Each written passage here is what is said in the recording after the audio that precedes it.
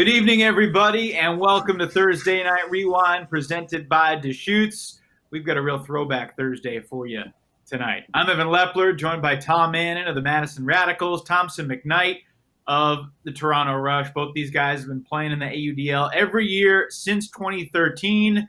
Unfortunately, we have no games in 2020 to play or to watch or to broadcast, but we've got the 2013 championship game, which might as well be like the 1903 championship game because it feels that long ago. Let's just catch up with you guys. Tom Annen in Wisconsin, how's life? Things are well. I'm up in Marshfield, Wisconsin, which is the middle of nowhere. I'm working at a hospital up here as a physical therapist. I've been going since the beginning of the pandemic, but, I'm staying safe and everything, so I'm well. Good stuff. I know you've been staying busy, continuing your physical therapy stuff in the hospital, so that's good to be busy, I suppose. Thompson, you're in Toronto right now, I believe. I am. Showed yes. us you showed us pregame. The quarantine locks are growing out nicely. Yeah, I'll give a little side view. You can see them coming out here, but the beard I kept in check, but the hair I haven't actually got cut since before club championships in San Diego last year, so it's been a while. But they are coming off in a week and a half. I have booked an appointment to get a haircut. So nice. Oh, it looks good. There's no rush. I have so many questions for you both, and I'm excited to watch this game, which is almost 7 years ago now. Before I was involved in the AUDL, I joined in April of 2014, basically. Tom, I'll start with you. Obviously this was the first year for both the Radicals and the Rush, and the Rush were undefeated going into it. But all the records and stuff aside, how did it feel going into this game? Because, you played high-level college ultimate and won a college national title, and you've played high-level club, and since this time you've won a club national title. Did this feel at the time like the biggest game you were ever going to play? At the time maybe, but I was probably hoping not. But the AUDL was it was special. It was like the pro league. In Madison, we have all our fans, and playing in front of fans is just like the greatest experience. And Madison, we never got to play at a high, at nationals. We didn't make it to finals at all ever. So, being in a finals of the AUDL was like a very special thing for us. And so I loved it. I still love it. And I've mentioned this story several times on game broadcasts, but Tim DeBile, owner and coach of the Radicals, has said that you were really his first phone call, Tom, among all the Madison players. He knew that you were a leader in the community, and if he could sell you on his vision for the Radicals, that you would bring all the other top players. You bought in, you did. Do you remember that phone call? I do remember having a conversation with Tim. I remember when the AUDL kind of started, I really wanted there to be a team in Madison, but I didn't know anyone who would buy it. And then, I was talking to Tim one day, just kind of watching, I don't know where we were, but I guess he called me. And he said he was kind of interested, but he said, 2 other guys had bought it. And I was like, oh, who are they? And, what's going on? And then we talked to him, let's just figure this out. And, I pushed him into it. And then, next thing I knew, he had found out who these guys were, and he was all in. 7 years later, it's worked out pretty well. Tom's in Wisconsin. I'm here in Maine. We've got viewers right now in Colombia and South America, and in Shanghai and China. Welcome. Thompson, you are holding down the Canadian contingent tonight. And I'm curious, I assume that Mark Lloyd was the first member of the Toronto Rush because his family was really the reason there was a team. But what do you remember about hearing about the Toronto AUDL franchise? And obviously you had stature in Toronto club at that time, but what was it like embracing as a rookie in the AUDL? Well, obviously Mark was heavily involved with his family taking over. I think Mark was actually living with me at the time, so it was pretty much a foregone conclusion that I would play. We'd played together on GOAT for a few years, and we're very good friends. And so, when the team happened, it was like, of course I'm going to play. And it was just a matter of trying to get people interested. I think that first year of the AUDL, the year preceding 2012, was a bit kind of tumultuous, and no one was sure. But then there was a lot of excitement in Toronto, especially with the team coming in. And so when Mark, got involved, it was a foregone conclusion that I would play. And then I just remember the excitement that first year, and like we did so much sort of press stuff, and that in itself was exciting. It was like really interesting to like get interviewed about Ultimate, and like that had never happened before for a lot of us. So it was like it's really cool to do news pieces and see some newspaper articles about this local professional Ultimate team that was coming to Toronto. And then probably my biggest memory of that year was actually the opening game in Toronto. We had 2,400 people in Varsity Stadium, and it was just electric. So, yeah. And you guys were clearly the class of the division that year. I guess there were divisions for the first time. Did it get stale at all as you steamrolled all these opponents throughout the season? Not at all. It was a lot of fun, and I think obviously a big part of that is the group of guys we had. We just loved hanging out and playing together and being on the bus together, and a little bit of shenanigans and watching Step Brothers every time we get on the bus. That's when that started, and it was just fun and exciting. And I remember having to leave work early and going to at 2 p.m. to catch the bus on Friday.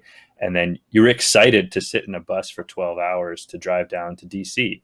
And, even though back then DC was up and coming and one of the weaker teams in the division, and, we put up big numbers against them, but it was still fun to go down and play.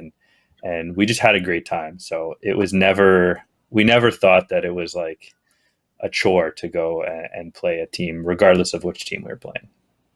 And just for a little perspective for those who aren't aware of how dominant the 2013 Rush were, obviously the New York Empire went undefeated this past year and won the championship. And when I say this past year, talking about 2019, championship weekend is 11 months ago now. But the Empire for the full season, they went 15-0. They outscored their opponents by 52 goals, an average of 3.5 a game. The 2016 Roughnecks, who went 17-0, outscored their opponents by 154 goals, an average of 9 a game. The 2013 Rush went 18-0, and I guess I just gave away the result, but hey, it's 7 years ago now. If you hadn't seen it yet, it's still going to be fun to watch. The Rush outscored their opponents by 180 goals, the largest point differential in the history of the league. And, it just seemed like you guys were at a cakewalk. So heading into this championship game, I talked to Adrian Yearwood on Instagram Live last night. He said that there was a little bit of a pressure because, you guys didn't want to be the team that went undefeated and then fell apart at the end. So what do you remember, really talking about with the guys before this game? Well, Adrian mentions one thing I think I said at halftime, and we'll get into that probably when we watch the game. I was warned about that. But, yeah, we didn't want to lose, obviously. We wanted to win the championship. That's the first thing. But there was a bit extra pressure having been undefeated because, you want to get that perfect season and cap it off with a championship. And I think the greatest pressure was actually that we had not played Madison before because there was no cross-conference games. Madison's also a team that in the club scene, we don't play very often. So we have very little experience with any of those guys. We don't really know their style. We had some scouting knowing that the double team was a big part of their game and the zone. So we kind of knew to expect that. But without having experienced it, it was really difficult to know what we were going to be up against. And so that added a bit of extra pressure as well. But yeah, and then also the spectacle of championship weekend and the whole pomp and circumstance that went on there, and being in Chicago, and there was a lot to it that you don't think about now, and I can't really remember the feelings back then, but it was a bit nerve-wracking taking the field that Sunday afternoon. The feelings will all come back over the next couple of hours. Don't worry. Tom, the Radicals were certainly not a juggernaut in 2013. You guys came in, I believe, second in the regular season in your division to the Windy City Wildfire, Chicago, and then played Chicago on their home field in the semifinals. What do I know? But the narrative goes that you were underdogs heading into that game. Did you feel like underdogs going into that semifinals? Whew, yikes. I don't know. I mean, I guess we might have. I mean, when you say that we were second place in our division is kind of hard to believe, since we kind of won the division. Most other years, I don't actually remember not winning the division, so I've blocked that off. Yeah, I don't know. I guess I can't answer that truthfully. I'm guessing we probably felt like underdogs. I mean, being from Madison, we always kind of do feel that way. But I think we probably had confidence. I'm sure we had confidence going in. I mean, we had.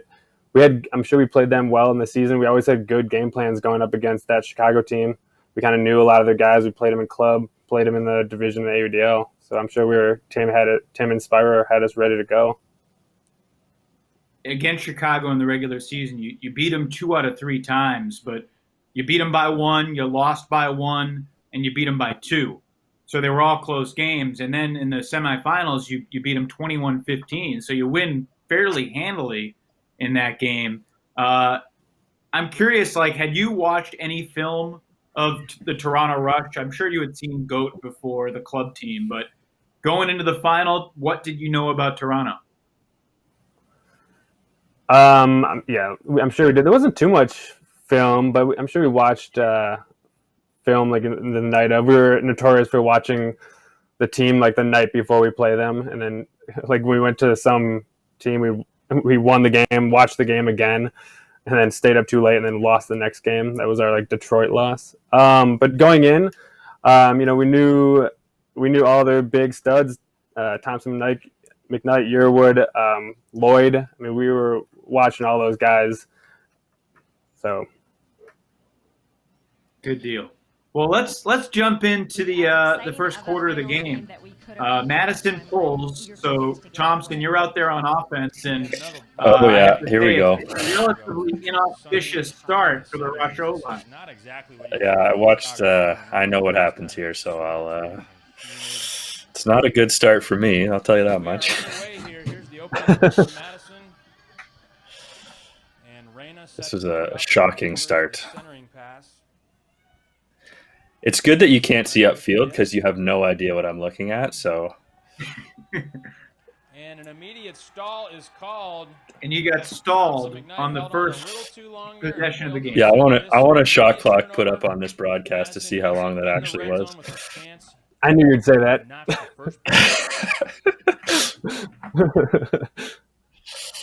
Yeah. Well, they've changed the rules a few times, and I'm kind of glad they have. The referee now actually signals 5 seconds, so there's a bit more of a queue. But this year, getting used to the 7-second stall count was pretty tough, and there was I don't think I got stalled down more than once all year, and this is the first of 2 times it happens to me in this game. So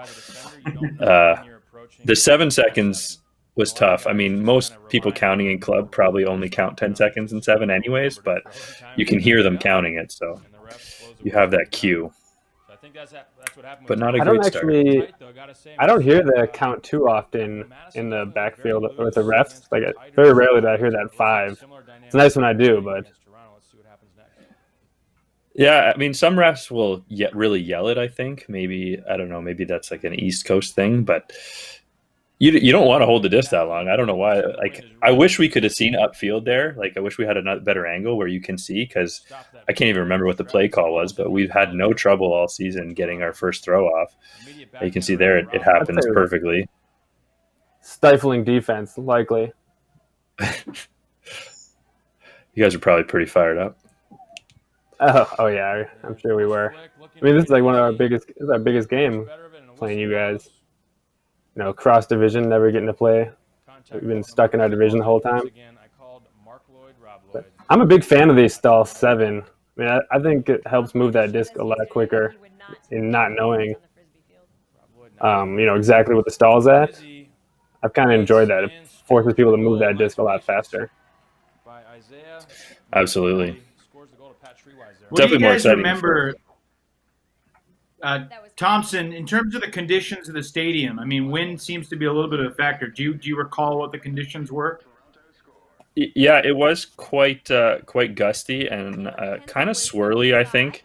Um, I think having rewatched the game earlier, at least the first bit, I think the wind is actually coming from the far side of the main camera towards the camera.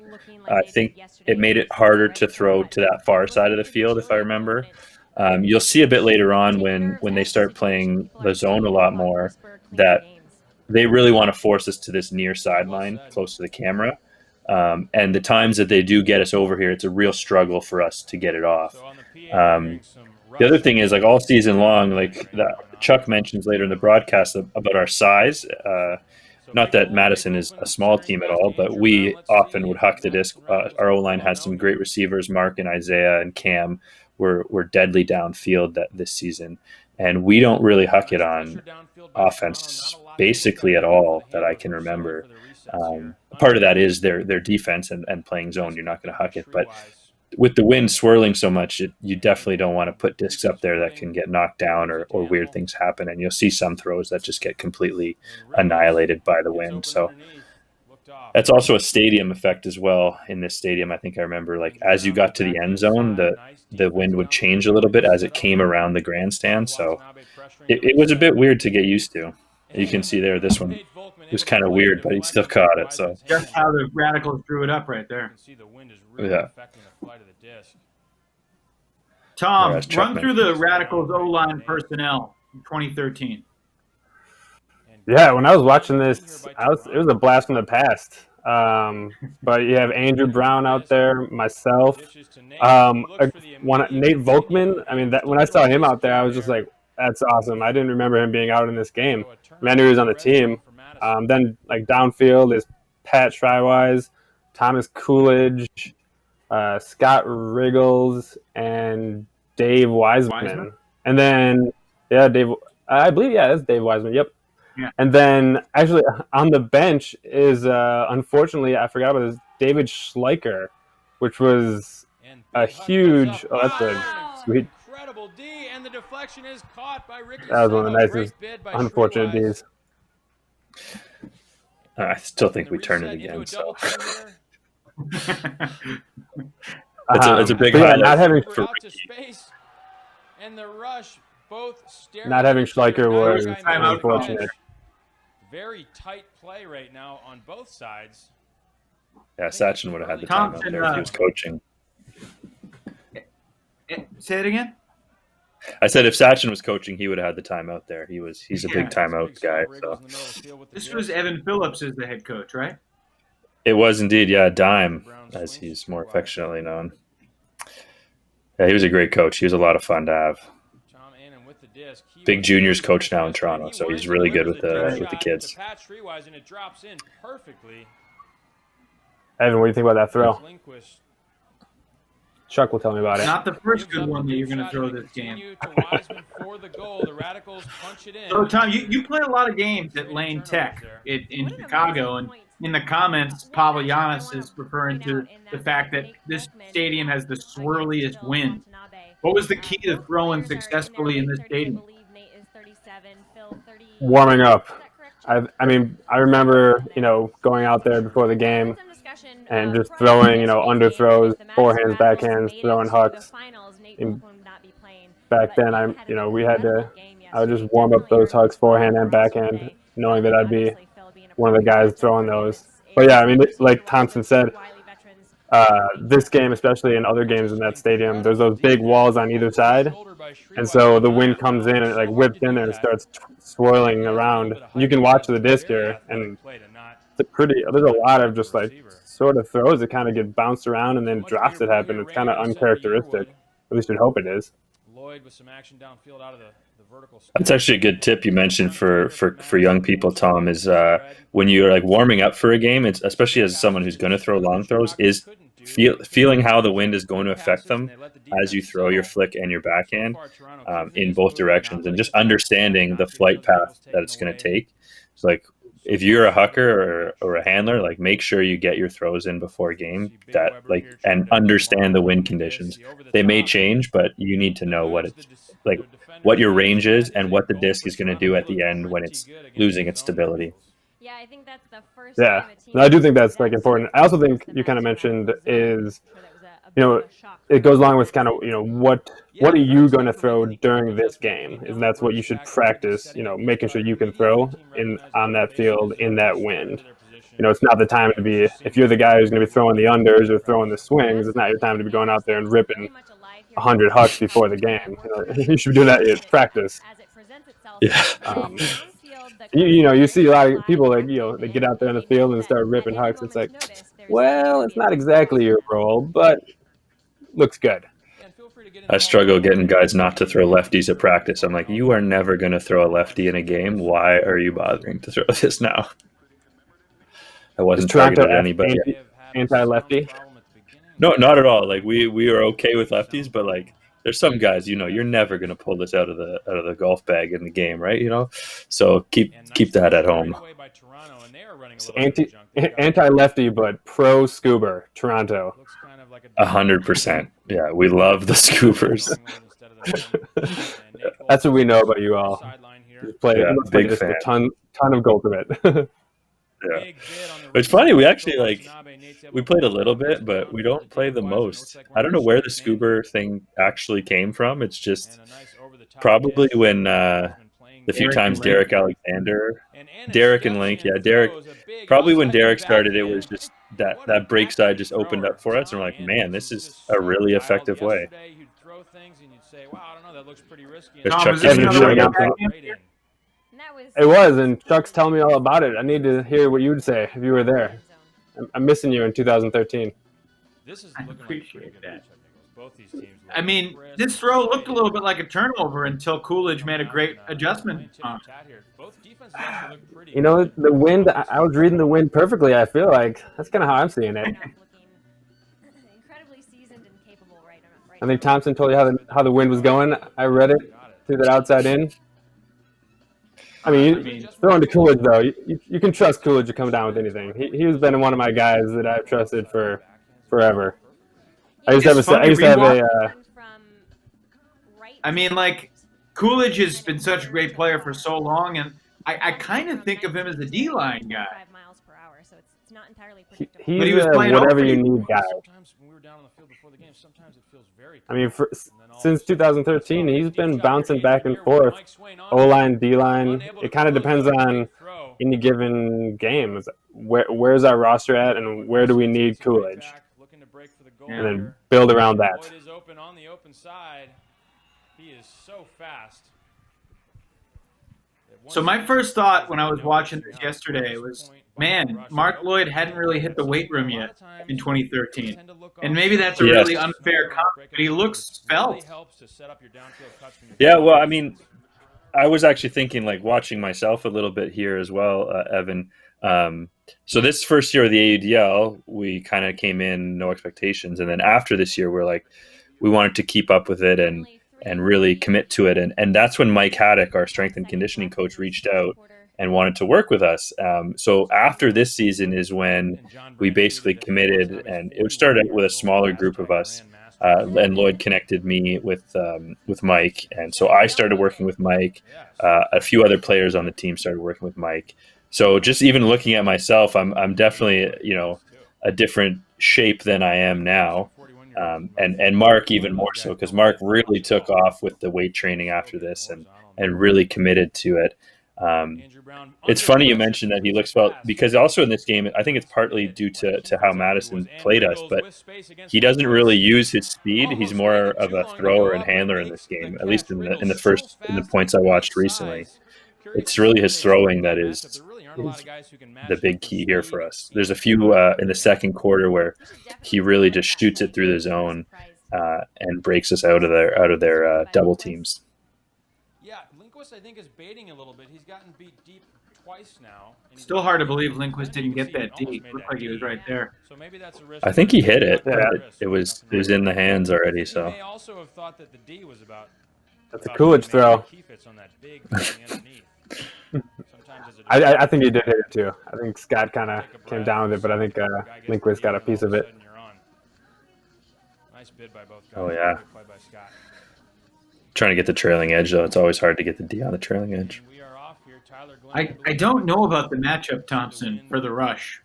Link's a great player, but Riggles is 6'7" and a sprinter. And here we are. We got Mechanix and Weber. I mean, Link was very fast and good in the air.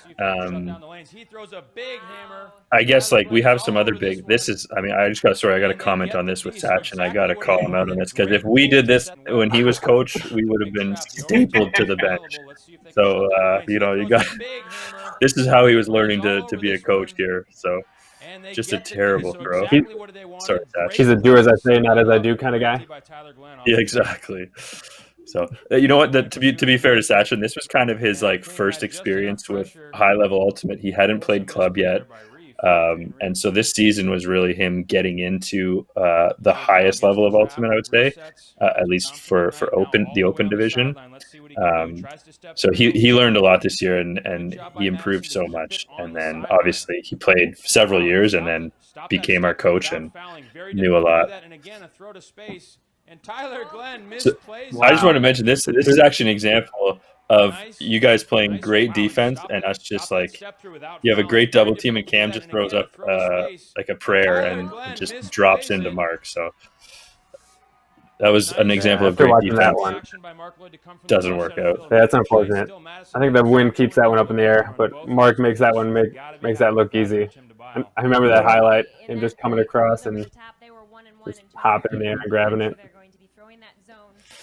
Yeah. Hey, Thompson, before we move on, I did exchange emails with Sachin earlier in the week, and he claims, if I'm remembering correctly, that the 2 turnovers in this game, neither were his fault. So, of course he would. I remember. So there's another one coming up. It's not too far away. That hammer. I mean. Without having the context of what was happening around him, I think he probably could have got that one off for a dump. It looked like there was no set available. It's just, yeah. And it's a good point with like that double team is very intimidating. And I know being in that situation, like you have to be very patient and know what you want to do before you get in the double team. That's the biggest key. And that's something I've always realized is like before they even start the stall count, you have to know what you want to do. And usually it's just getting out of it and not trying to think of an advantage. You're not trying to get yourself into an advantageous position. You're just trying to get out of it and hope that they don't get it back on again. So in that situation, Sachin should have probably just turned around and looked backfield. So that's another example of where I think the wind just kind of like knocked that down because our guy was ahead there, but we just didn't have the range with the wind. So. Hey, Tom, aside from Andrew Brown, I can't imagine anyone's been involved in more Madison double teams than you, just in practice. What's the key to handling this early 2013, 2014 double team in the Madison zone?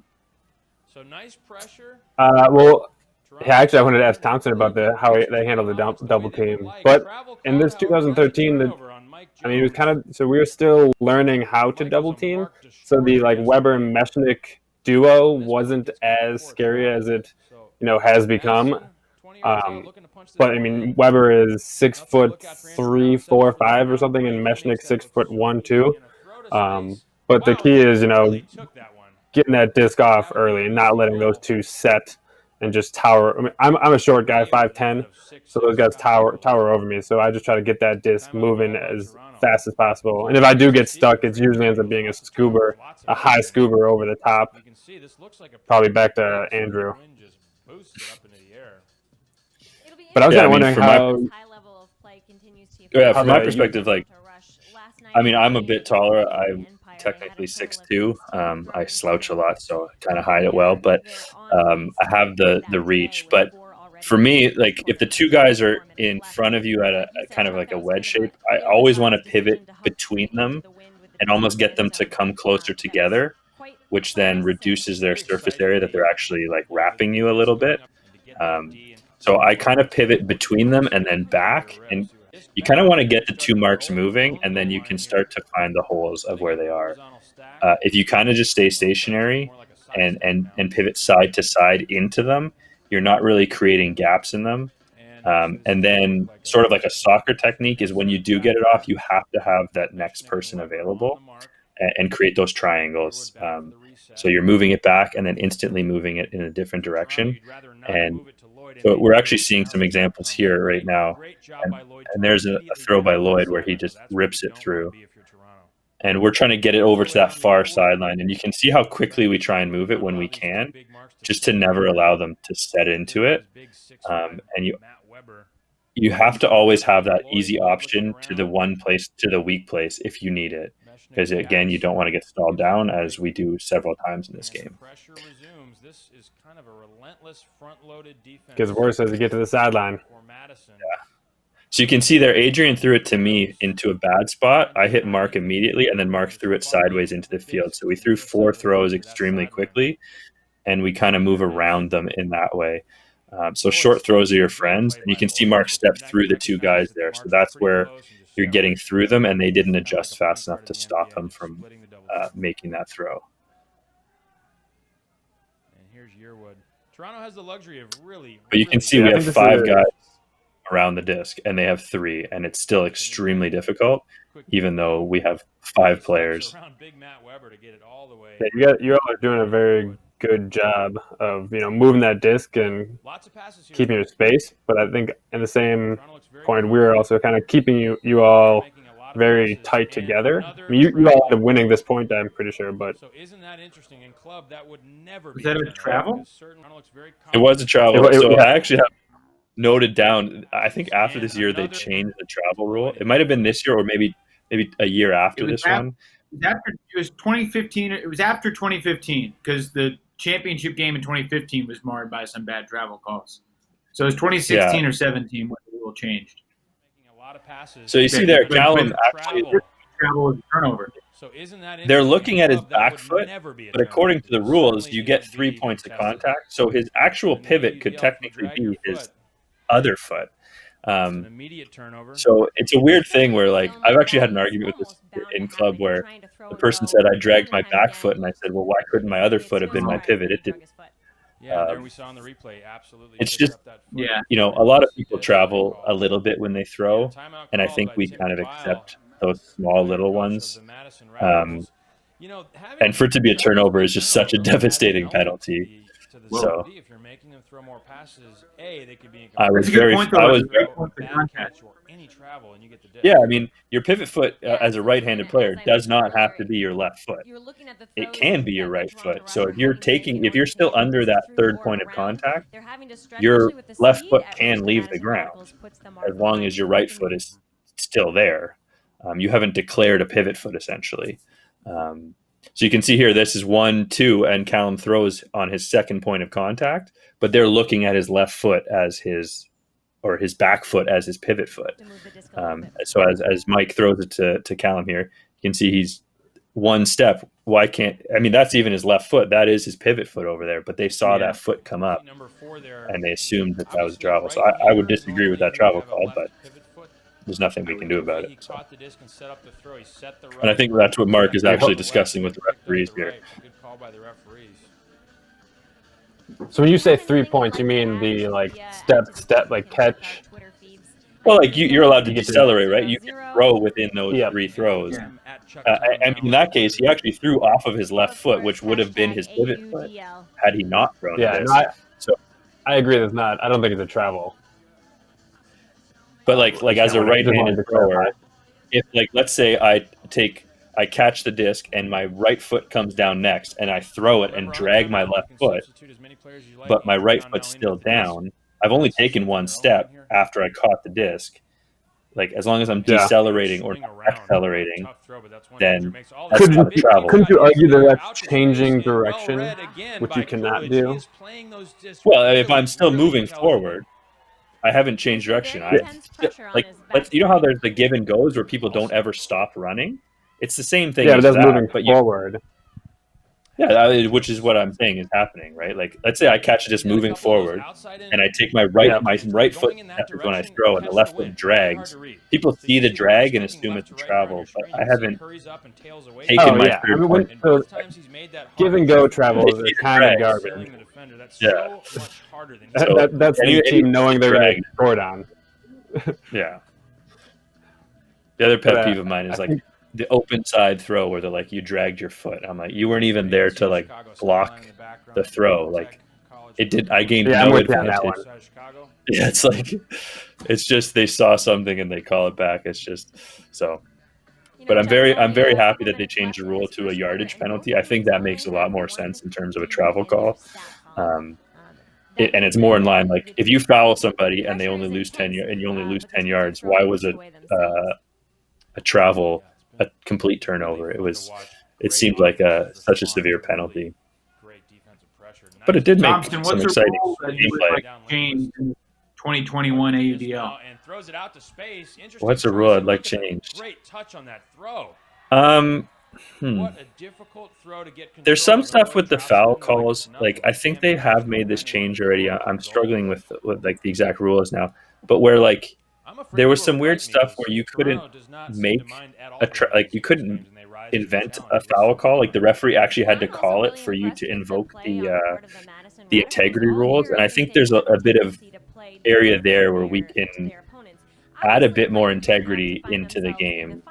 I've never seen them look like this. And I think we're getting there, but like just more instances where as a player you can force the referee's hand a little bit more, as long as it doesn't give you an advantage. As long as it's giving the other team an advantage, I'd like to see that worked on a bit more and getting that spirit. I think the AUDL is a very spirited league. I think a lot of our players are very good at doing the right thing in most cases, but I'd like to see that maybe worked on a bit more and getting to the point where we're using the referees a bit less and kind of bringing in more of that self-officiated stuff, and not having to wait for the referee to make calls. Swings to Tom Annen. Speaking of Hodags. Hey, Tom, we mentioned that you were the first Radical to really sign on. What do you remember about KPS, who was a relative unknown when he showed up to Radical tryouts in 2013, 2012 even? He was one of those guys. I mean, he's a big guy, but he was the guy who was very. I love that little move by Coolidge. Good call. Little shoulder bump.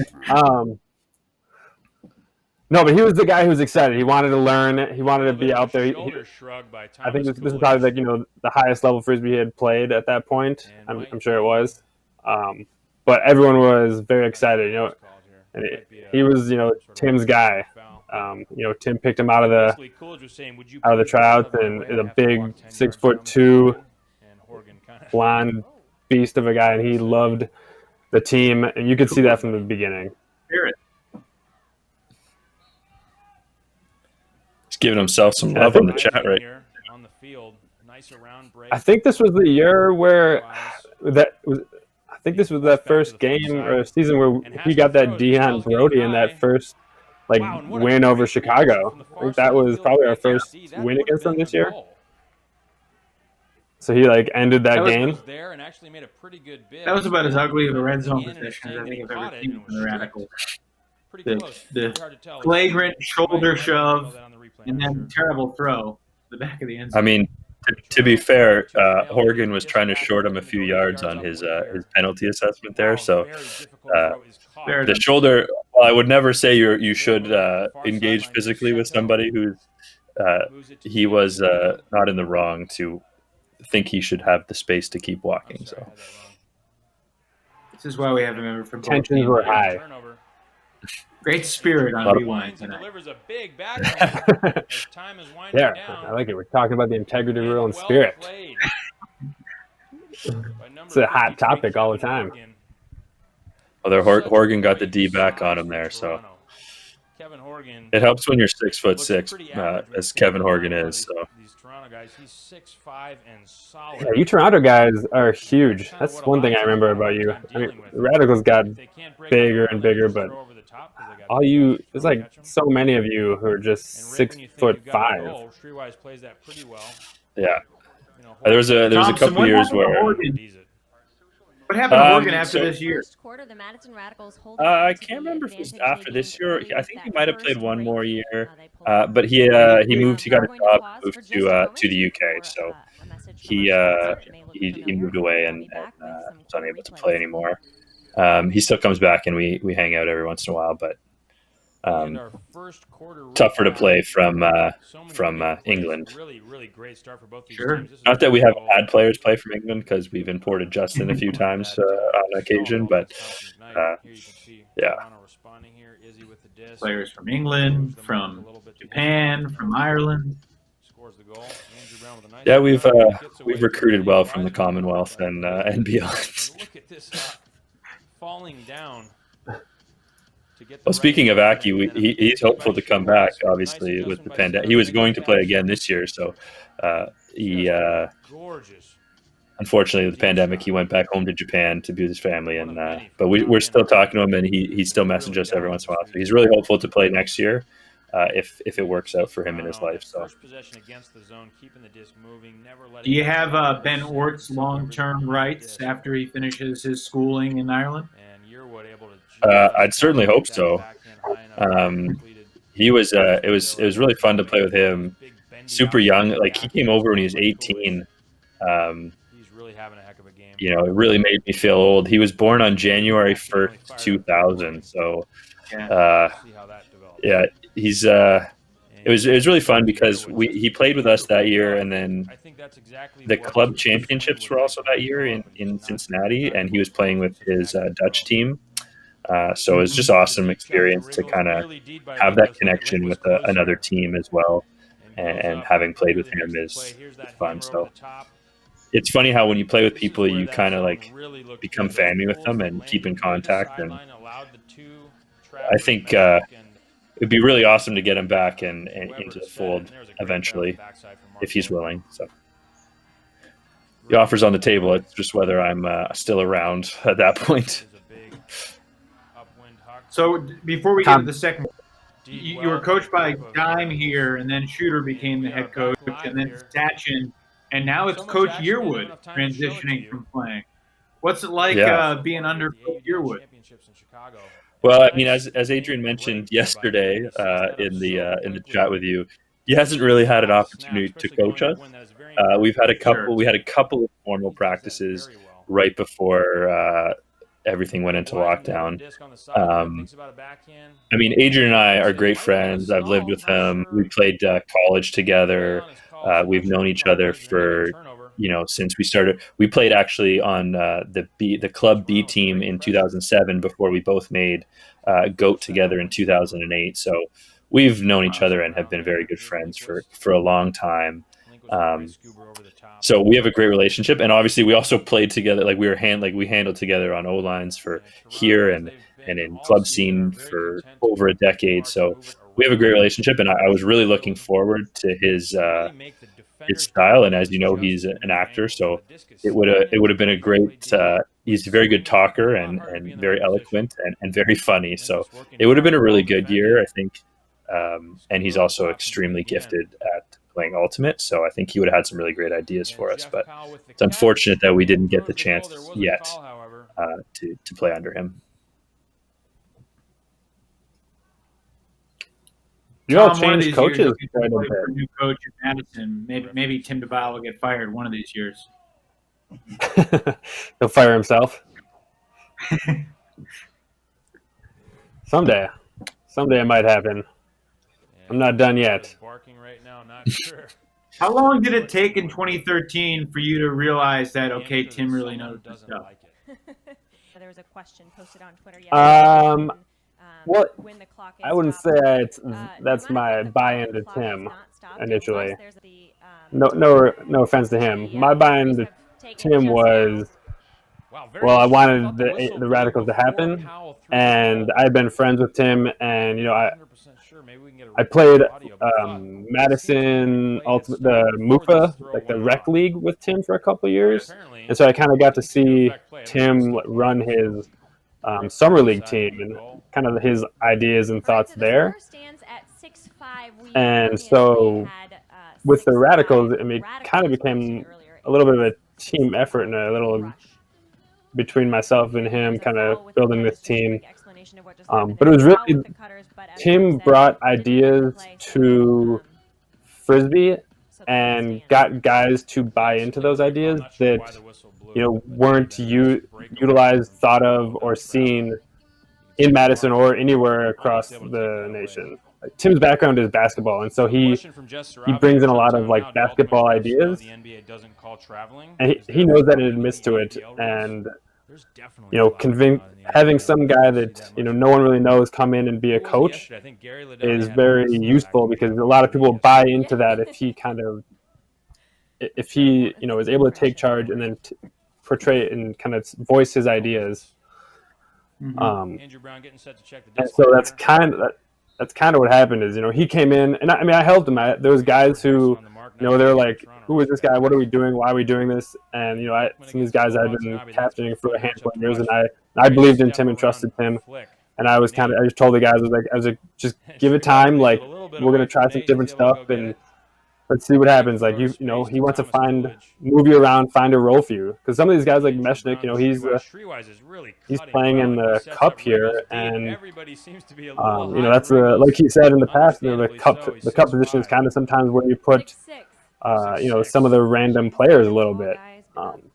But in a two-person cup, it's one of the most important positions, and Mechanix became a huge part about that. And he is, an awesome person in the cup. He produces more Ds in the cup than you could ever imagine. For sure.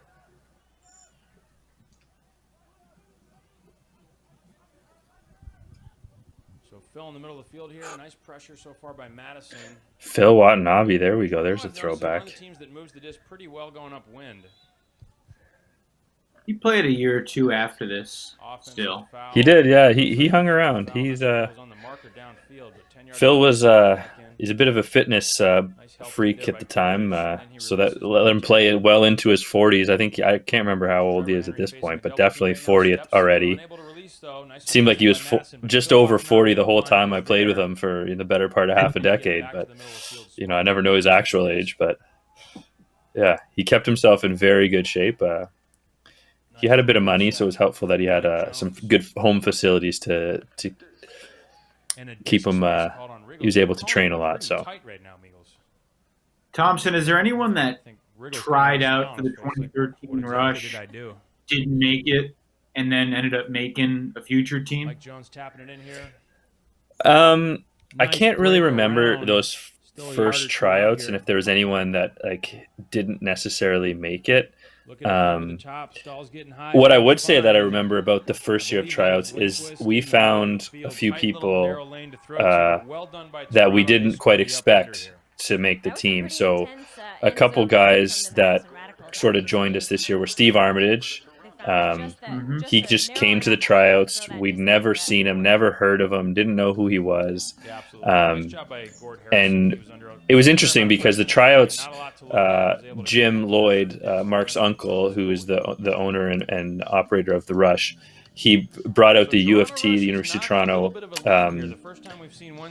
physical science people, and they brought out all these laser gates and all these testing equipment.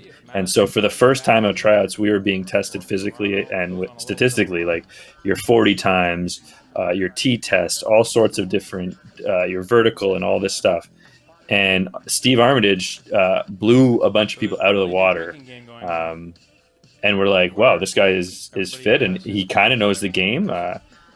And so we brought him out, and he has just had a nose for the end zone. And he doesn't make a huge impact in this game and in his first year, but in the next 2 or 3 years, he scored 1 million goals and was so good for our team.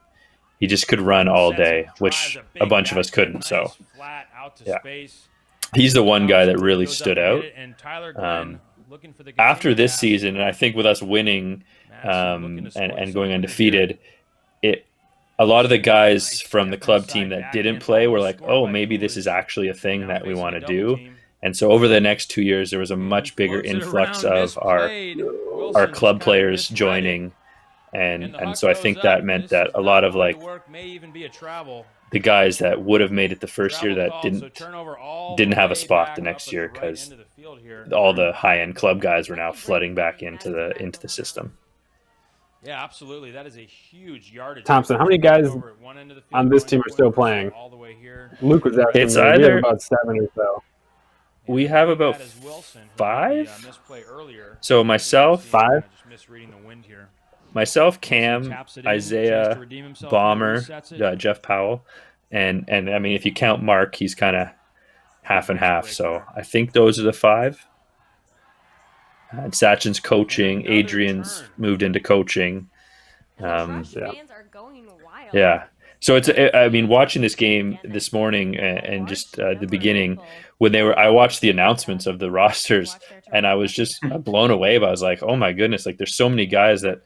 Like, not that you forget about them, but you're like, oh yeah, like he was on this team, he was on this team, he was on this team, and you realize like we've had a huge turnaround I mean, 7 years is a long time in sports, but it doesn't seem like it, to be honest. Like so it was pretty incredible to go through that. And yet all the guys who have played every year for the Rush are cornerstone guys.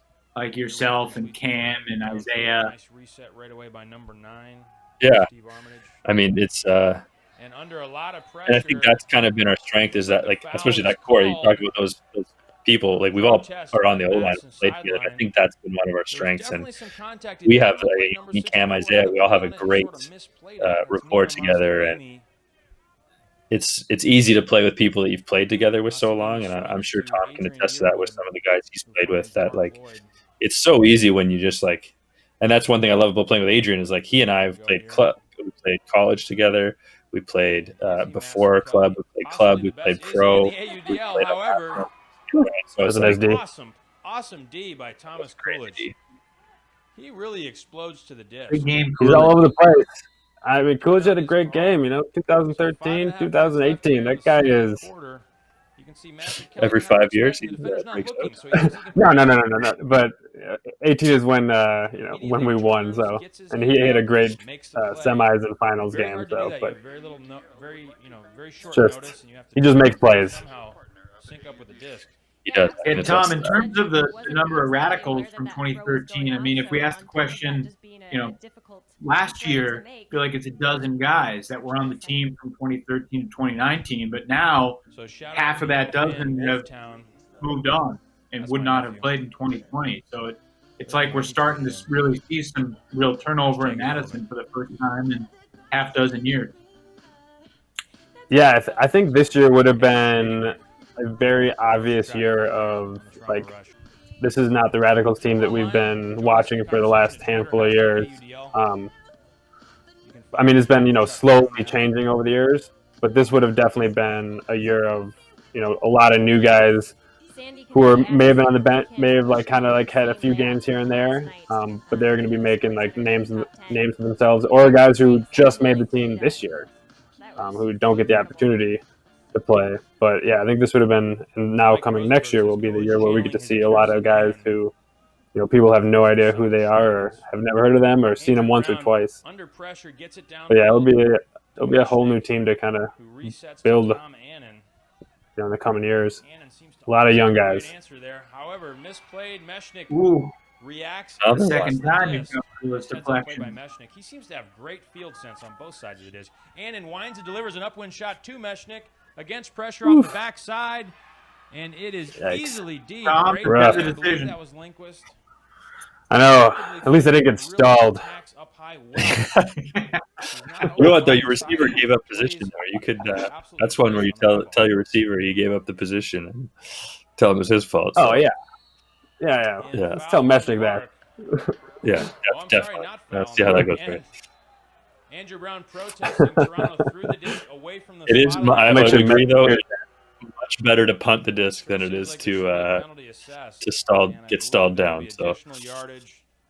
Obviously, the Toronto Rush player. So things are getting a little spicy here. Unsportsmanlike conduct after that call. Didn't see who did that. Yeah, Bomber kind of spiked the disc. I don't think he liked the call by the official, so he's known to get a little heated every once in a while. So whistle blows one more time. You guys are two relatively level-headed players compared to the rest of the league. How have the referees improved from 2013 to now? Resets. Andrew Brown with the disc. Vastly, I would say, is the first comment. I think just their level of Andrew Cox, the high release understanding of the game by doing that, he kind of moved the is a defense big a little thing. out of If you position think and about translates like really other going into professional streetwise sports, numbers here. hockey, basketball, So nice football, upwind goal by Madison.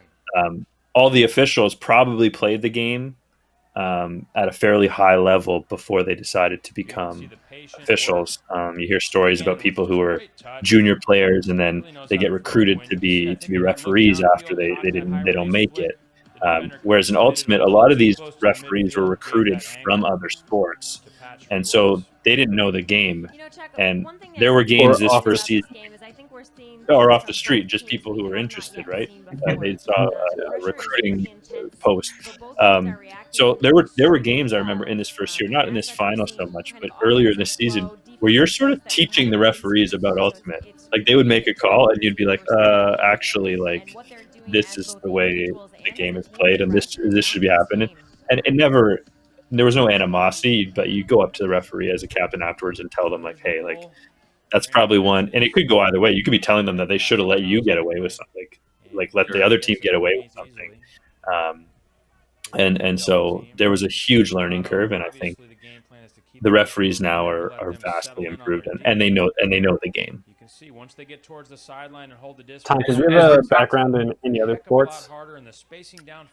I played a lot of hockey and baseball when I was younger. Those are probably the two fields, but I did some curling in high school. Not really any crossover with Ultimate, the curling, but Do you drink at high school curling practices? We didn't, but our coach did. So the scuba over the top really does work going in that direction. yeah. I agree with Thompson about the refs, though. I think they've gotten a lot better.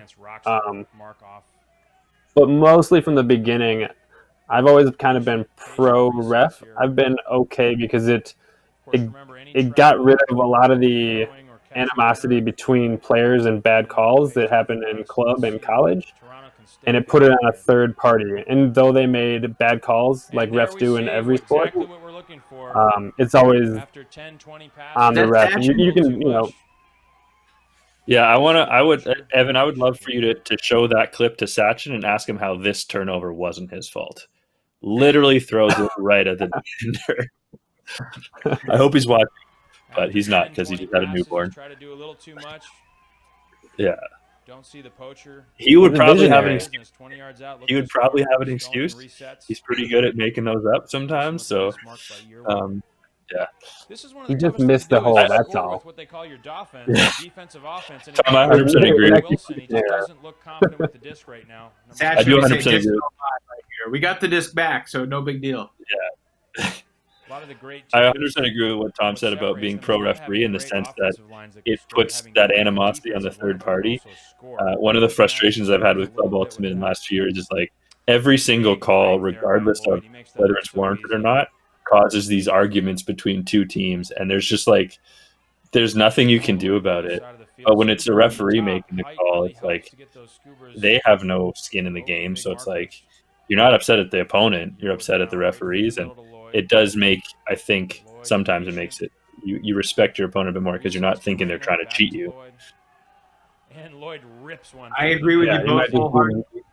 I think we're in the minority of Ultimate players worldwide, but perhaps that's just because that's what they've been used to for their entire lives. So I certainly think conversations like this, the exposure of the AUDL is helping to show people the other side of the coin. The referees don't ruin the sport, but you still have an element of self-officiation even with referees.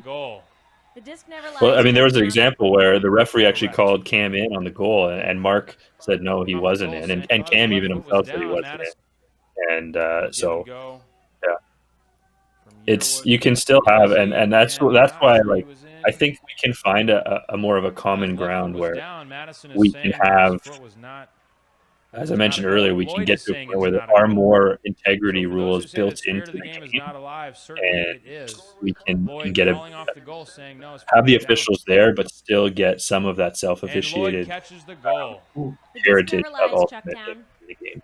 correct. Cameron Harris finds Mark Lloyd for the goal. So that's been an So that interesting point to is see an example evolve online. of Plenty Mark articles written about being a speed of the thrower. game, Like how I would it's say all developed season, Mark was like as a sport our as we best move into receiver, professional one of our season. best receivers. And I think And this in this year, game, having live calls he's by caught the referees one does kind of change floaty the goal, fact but that earlier in refs the can point, he overrule threw if this there- if a flick foul is laser beam called through and a their player doesn't zone. think there was a foul, And they can step in and say, you know what? that's where he really dominated this game for us, was Something like this breaking can their happen with zone. Mark Lloyd. Yeah, absolutely. Chuck. That And I've always flick felt laser that was speed of the Cam, game though, should right? not hinge solely upon So the this one color here, position. that was Mark that they just did That's the a culture replay we to want Isaiah. our game should not And hinge then Cam, solely so that one, upon yeah, right there, that was Mark to self-appreciation. Isaiah, the That's a IO culture flick in there. we want to breed. That's something Sure. that we can The do. scoring throw. Even having referees The scoring throw was on the Cam to floor, Mark, this yes. game has been A very fun to similar watch, throw. entertaining to watch. Yeah. He I don't lasers think it that. needs to change the culture of our sport. And I think that you see actually a lot of throws that are from both sides that are very high powered and in short range. And I think that's just the wind conditions where you just had to rip it at the guy to make sure that it didn't bounce and they wouldn't drop it. So sometimes it's a bit unintuitive to throw it as hard as you can at a guy who's only 10 feet away from you, but it's easier to catch a hard thrown disc than a disc that's bouncing up and down. Nate Volkman swings it around to Tom Annen. Shreewise with the disc, resets. So I don't really have a sense of, the reputations of players in Airs it out. 2013. Wow, what a great angle. Shreewise open deep with the full There's a Dave Wiseman hook. horizontal layout, making sure. Well, this is perfect because, Shreewise is just part of me torching feels defenders like downfield right now. Cam Harris and Pat Shreywise are pretty similar in that they're Man, just everyone's amazing cheering for that players one. who So are pretty, it doesn't matter not what necessarily color you're regarded wearing. as Can't help but amazing love players, layouts at least like at this that. time, but like Watch as Shreewise valuable as set it up. anybody on the team. Why not? You guys agree? Absolutely. I mean, we knew a few guys on their side. Well played by Shreewise. He is really been And Browner we knew throwing. about from his time with Stops Furious running. I can in imagine Team a lot of guys Canada. say he's just a real nightmare to guard. He's one of those guys that never Yeah. stops moving, always looking for the angles, never letting you Yeah, rest. I mean, I agree. Shreywise, he's always been one of the At some point, Michael better Thompson to just got a arguably base the best or in the top 5 players on the Radicals. Even when we first started him, he was younger, and just coming from a Here you can see a great angle of that layout. Kansas City, but I mean, you could see his talent and Proud of that effort. the level that he could get to was going to be high, which he's shown in the last couple of years. Big outside in backhand pull. Look at the hang time on this. But yeah, I've always been a big fan of his. He can just do it all. And here's some, So just a reminder, it was 5-5 at the end of the first quarter, and right now 3-2 Toronto in the second quarter with 25 seconds left. Yeah. Who do you think's going to win, Evan? It's going to go down to the wire. It's a toss-up. I'm going to put my money that Toronto gets the upset. And Lloyd winds and rips a flick. We call it that. Scott Riggles is there, though. Reads it all the way, makes the play. I'll take that. Glenn alone in space. And They get the time is upset? running out. I'm Yeah. not sure. I think you got that the off. upset, This is yeah. a live disc. And Deed off the backside. So by how long did it Lloyd. take you guys to get used to the clock in the end of quarter situations? 7 years, I want to say. So I Are think you he used did to it not yet? get the throw off. I mean, I think That's this how past the end of season, Toronto 2019, Rush, was but 1 point probably lead our going most into effective half. This end is of quarter everything we could season. have hoped it would We be. actually Madison took advantage of it and Toronto scored were many goals. really crisp Our semifinal or Eastern semifinal against DC, I think we got 2 or 3 in that game, and it was kind of the big difference that we won the game by 1 point. And so, but before that, last year we were dreadful. We would get scored on at the end of quarter all the time, and we do things like Mark just did there. We'd throw with 7 seconds left and give the team an opportunity to come back at us with their own buzzer beater. So it took us a long time to kind of figure it out, even though we had strategies that we put in place. I don't know, Tom, how did you guys deal with it? Well, we're still learning, but no, we had a lot of practices where we would run, 30, we'd pull, or we'd run 30 seconds left, then we do like 15 seconds left, 10 seconds left, He really is at his 5 seconds left or whatever. And, in each of those scenarios, like, what do we do? Like, how long does it take our offense to score? And so, if you figure out that, then then in a game, exactly, you can be like, all right, there's 21 seconds. We can score a normal offense in 21 seconds. Okay, look at the scoreboard and there's 7 seconds. It's like, okay, we can get 1 to 2 throws and then we're hucking. And so we had plays based on all of those like time frames, and we'd kind of just repeatedly go over them, every couple weeks, or maybe just at the end of practice. We'd have a lot of end of practice, end of quarter scenarios we'd run through. I'm a fan of the time, though. I think it makes a good or an interesting element to the AUDL. It definitely does. Something that the viewer can actually understand, I think, a little better. Before we go to the second half, and Luke, if you want to fast forward ahead or bring us full screen for a minute, a guy in the comments, I think his name is Kevin Petit Scantling. Let's just call him KPS. He asked, what's changed the most in the AUDL since 2013? Tom, what do you think? I mean, we've talked about the referees. We've talked about getting used to the time. But in terms of style of the game and just kind of the tone and tenor of the league, what do you think?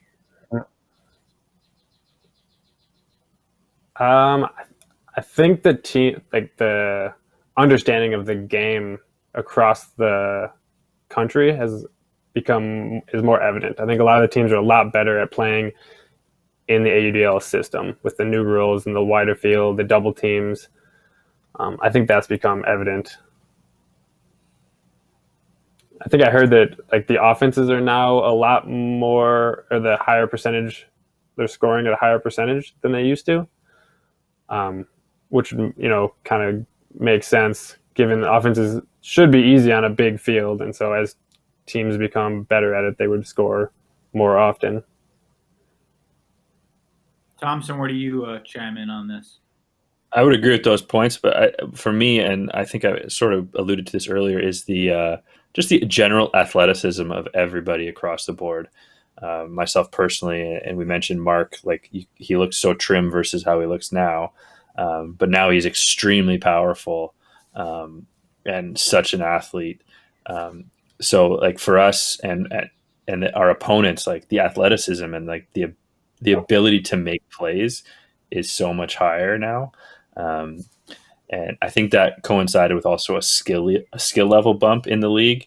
As we added more teams, it kind of increased the amount of people that wanted to play in the league, and the skill level jumped. And as Tom alluded to, the offenses became more efficient, and it gave people an opportunity to play together more. And I think that led to a lot of development within the sport, and people got better at it and took more time and took more care to make themselves better players. Absolutely. Good stuff. All right. It's halftime. Close game, Madison and Toronto. And Thompson, I understand that you gave a speech at halftime. Would you like to share what you said?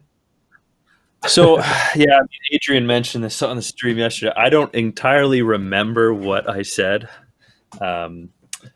As he said, it's something along the lines of, we're not going to get stalled down in the second half, something like that. And apparently I get stalled down the first time I touch the disc. Now, I got to imagine I've touched the disc. We've thrown it 4 or 5 times here in the zone. Pretty tough for me not to have touched it. I think that's me. It's hard to tell. It's tiny. But yes, I do get stalled down again. Spoiler alert at some point here. Yeah, I don't know if it's this point, though. So, but there's a bit of a joke. Weber steps back to deny the reset, and Yearwood takes the around. So Cam and Isaiah can really attest to this. There'll be a lot of times when we'll be on the line, and we may have turned the disc over where it's the second point after we've got it broken, and I'll say, okay, guys, we're going to be super conservative here. We're not going to huck the disc. And Cam and Isaiah know that that's me giving them permission to huck the disc in a high situation. So basically, anything I say in a huddle or a speech is pretty much permission to do the opposite. And I apparently take that to heart here. So interviews filmed at halftime. yeah. So I actually wasn't sure if, like, possibly Adrian was talking about a pregame speech because you did get stalled on your very first touch of the game. Yeah, I remembered the first point of the game. I knew that happened, and I do get stalled down again. I know that happened. Like, before, when you reached out about doing this, I remembered two things about this game, and it's that I got stalled down twice. Nice adjustment by Lloyd. What a so, game he's having, and then he immediately breaks around. And the big that was layout. perfect close D there. Nice Unfortunate. Wilson. Those are the gambles in zone that you take. Surveying the field, gets the Yeah. around to Adrian Yearwood. I think that's where we've kind of fine-tuned some of those. We've gotten a lot better at that. The hammer Stahl's getting high, and he gets it off. Even here, though, Tom, also like, the Radicals do a really nice job recovering from risk in their zone, I feel like. Yeah. I mean, I would you agree guys, with that. you guys point out that you set the defense in the red zone and made them work for it. Yeah. So, but also, like, in a zone offense, you want teams to kind of collapse down on themselves, and so in a zone offense they'll tend to do that. And when we take those risks, it's not too hard to recover. You might miss a throw or two, but unless those players are completing 3 passes quickly, you're going to catch up on after the first throw or the second throw. You've got 1 or 2 guys still downfield. And our middles and our wings have done they do a good job of making sure that that second third throw doesn't happen. It was interesting watching this, seeing our personnel in this zone, though. Yeah, Ben Nelson playing wing, which I had forgotten. Pat was playing middle a few times here. I'm not sure if he was always in the middle, if that was just kind of a sub. And then J-Dub, he's been in the zone kind of off and on for a long time. And then Tyler Glenn, who unfortunately stopped playing after a couple years. You might have missed out on him, Evan. Yeah, I think this was his only year. He moved away from Madison, is my understanding. Yeah, he went back to Iowa. I think life moved on for him.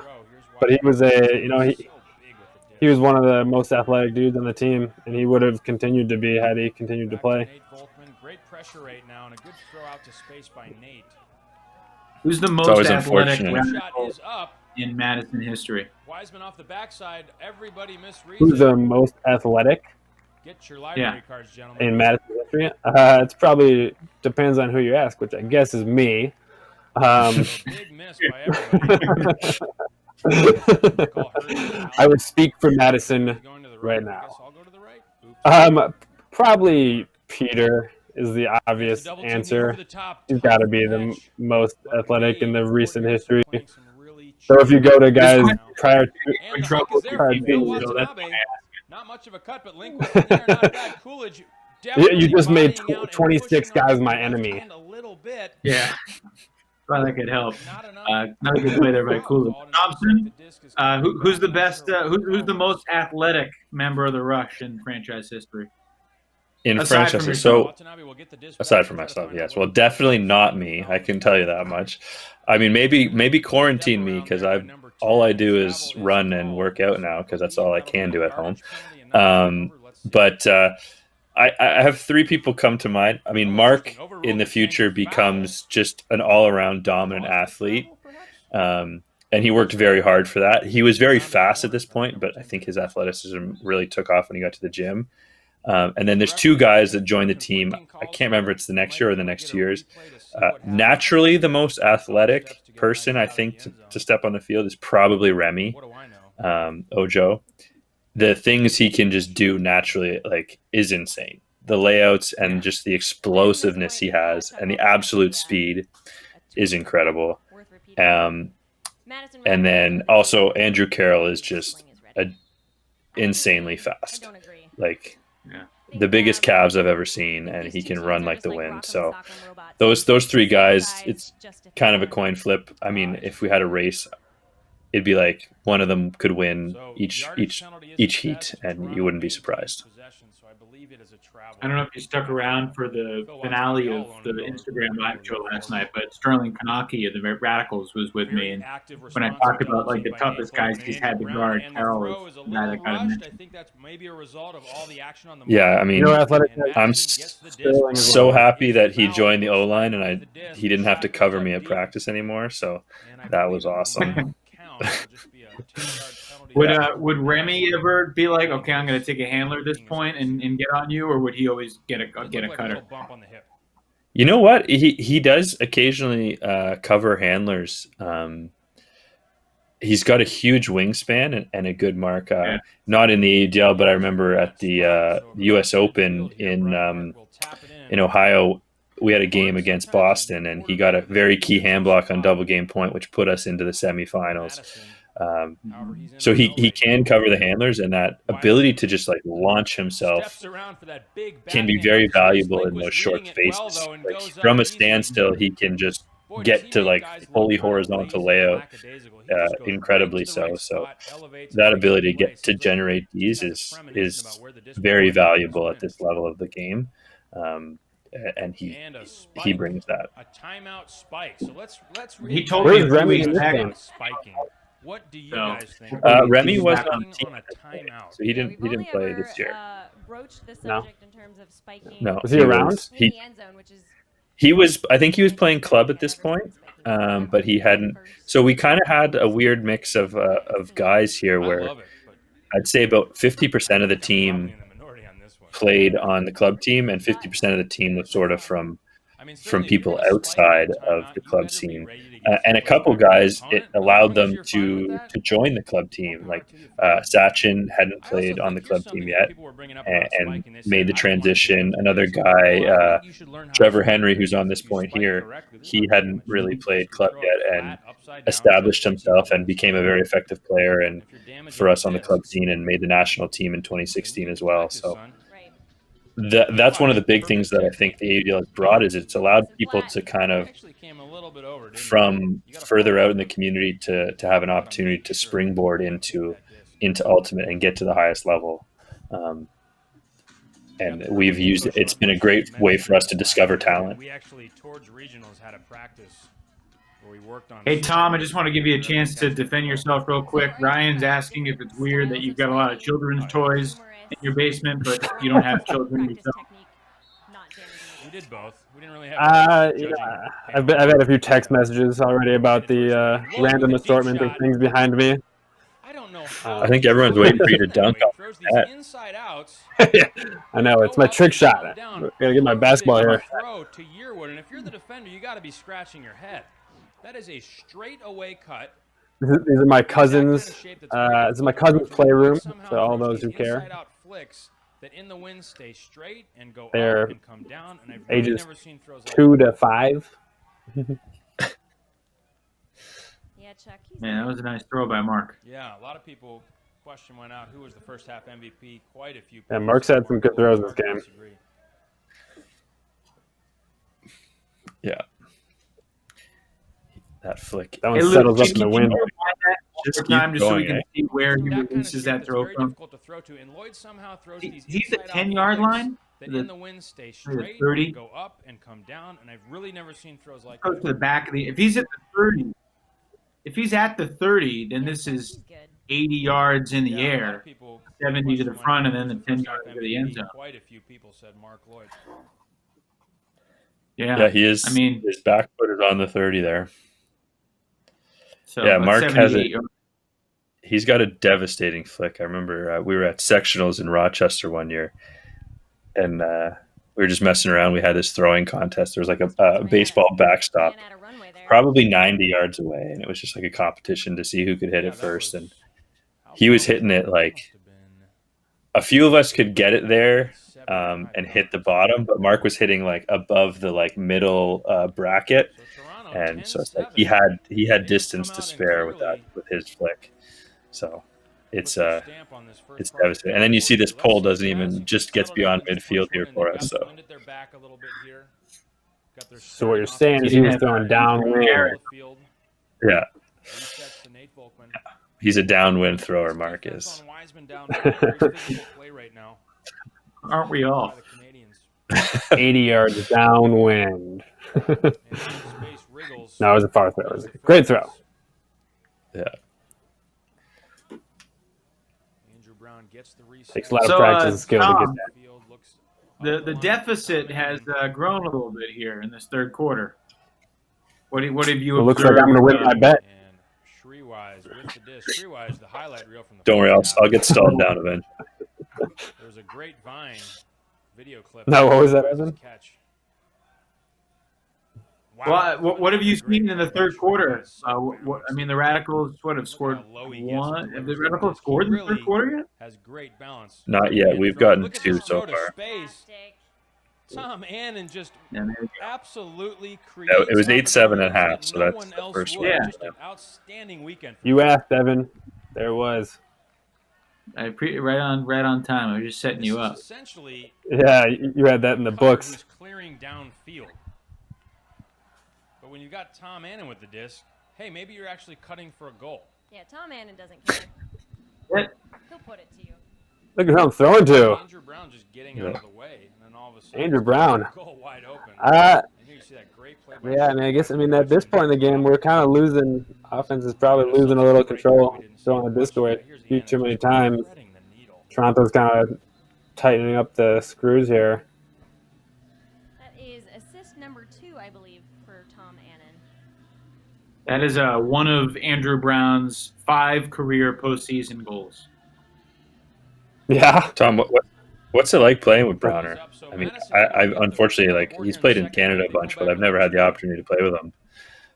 #AUDL for any Brown's he's a great teammate for one, but he has amazing ability to always get the. I mean, he's got great throws for one thing, both backhand and forehand. But he's an amazing ability to get the disc off in any situation and move the disc downfield. Forehand, backhand. He's got very good form. You can see this throw. But playing with Brown, the one thing people will say is, he doesn't really. He has a huck. He just never really uses it. That's kind of what people talk about all the time. I don't understand it. But otherwise, he's easy to play with. He puts himself in the right position to get open. He knows the game very well. And kind of where he wants to be and where you should be. But I enjoyed playing with Andrew. All AUDL activities. Have you beaten him in disc golf at all lately? No, he's. I think my time to beat him was 2 years ago, maybe. He's way too good now. He practices way too much. Doesn't seem like he's going to be in position to make. Yeah, it's a tough game. I've got a tee time tomorrow morning with Jeremy Norden at 8 a.m. So, nice. He beat me on Wednesday. I mean, I know nothing about the discs. I just have a set that I kind of have piecemealed together.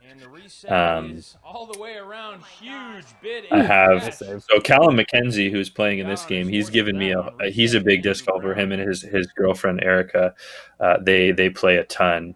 And I played a tournament with them a few years ago, and I struggled a little bit. I'd never played the course before, and then at the end of the round, Callum takes me to the trunk, has a bin, and he just starts handing. He's like, "You'd be good at throwing this one."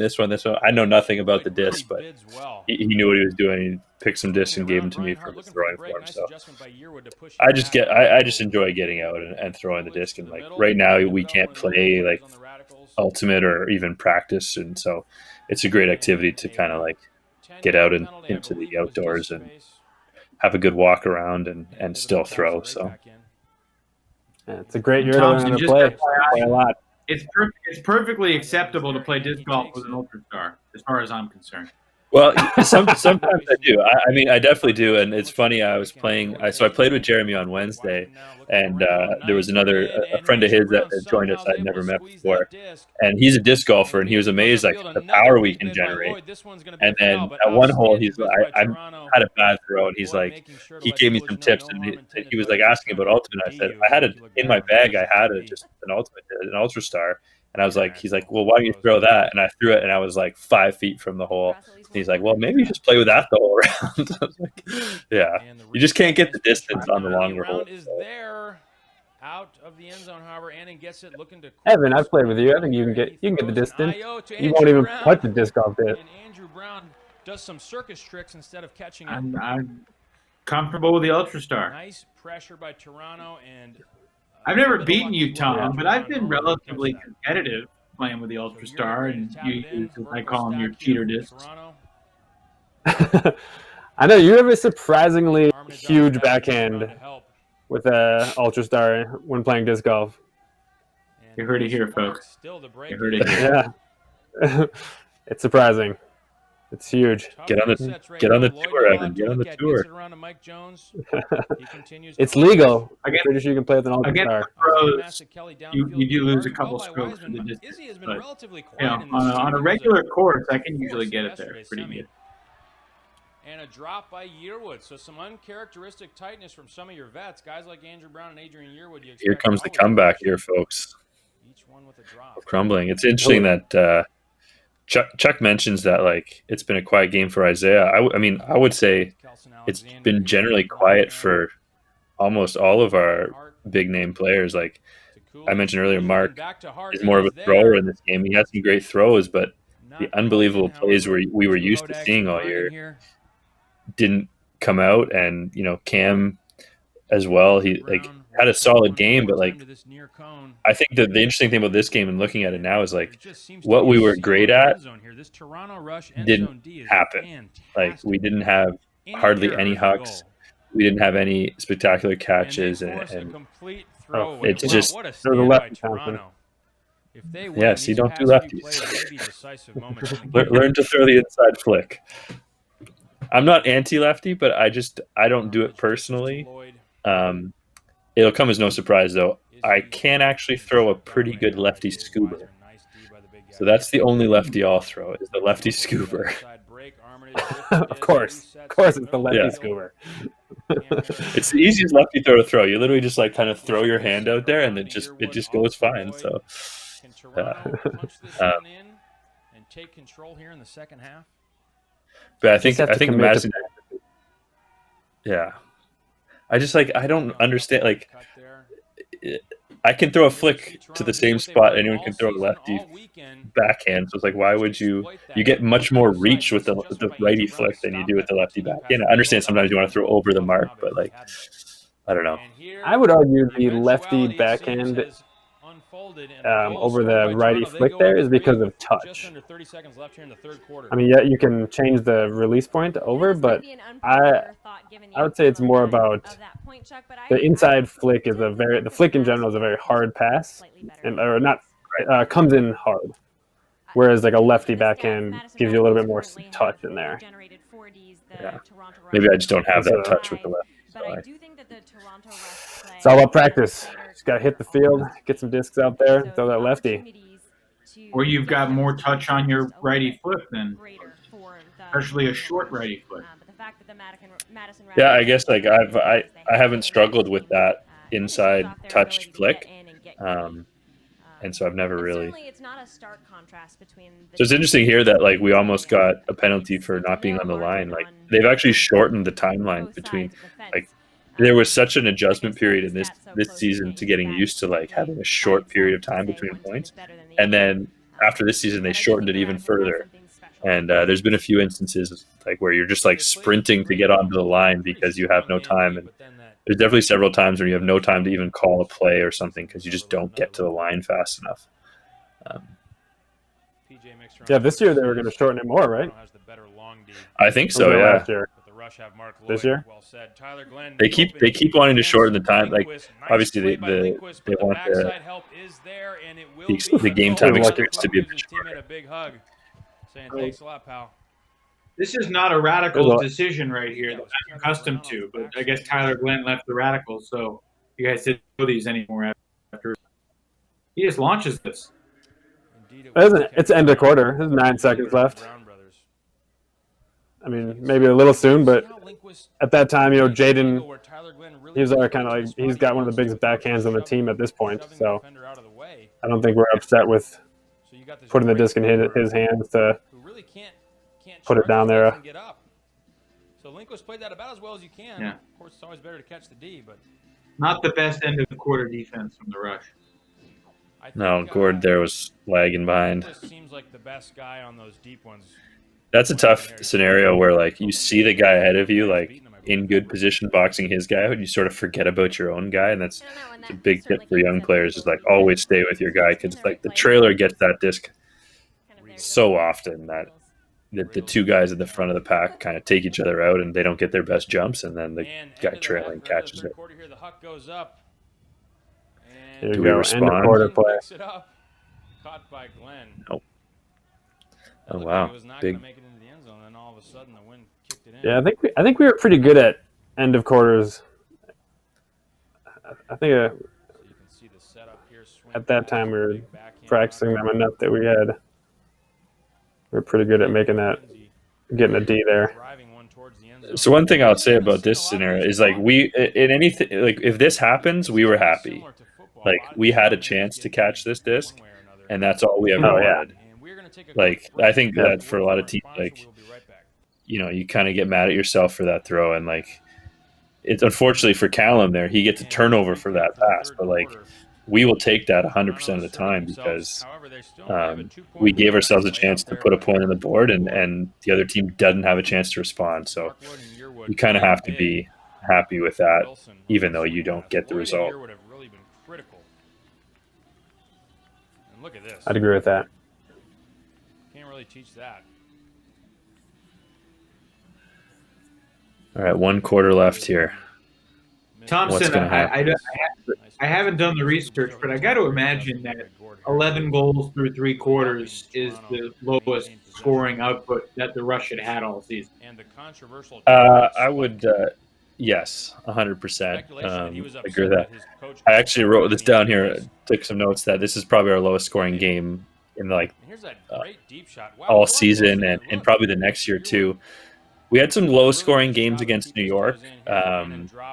Maybe not this year, but in the future, their defense became very, very stifling, and we put up low scores.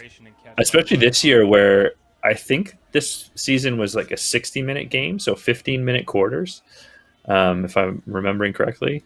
So like you have a lot of game, and like we put up, we were probably 75% of our games were in the 30s. We hit 40 once, and so to be at 11 after 3 quarters is extremely low for us.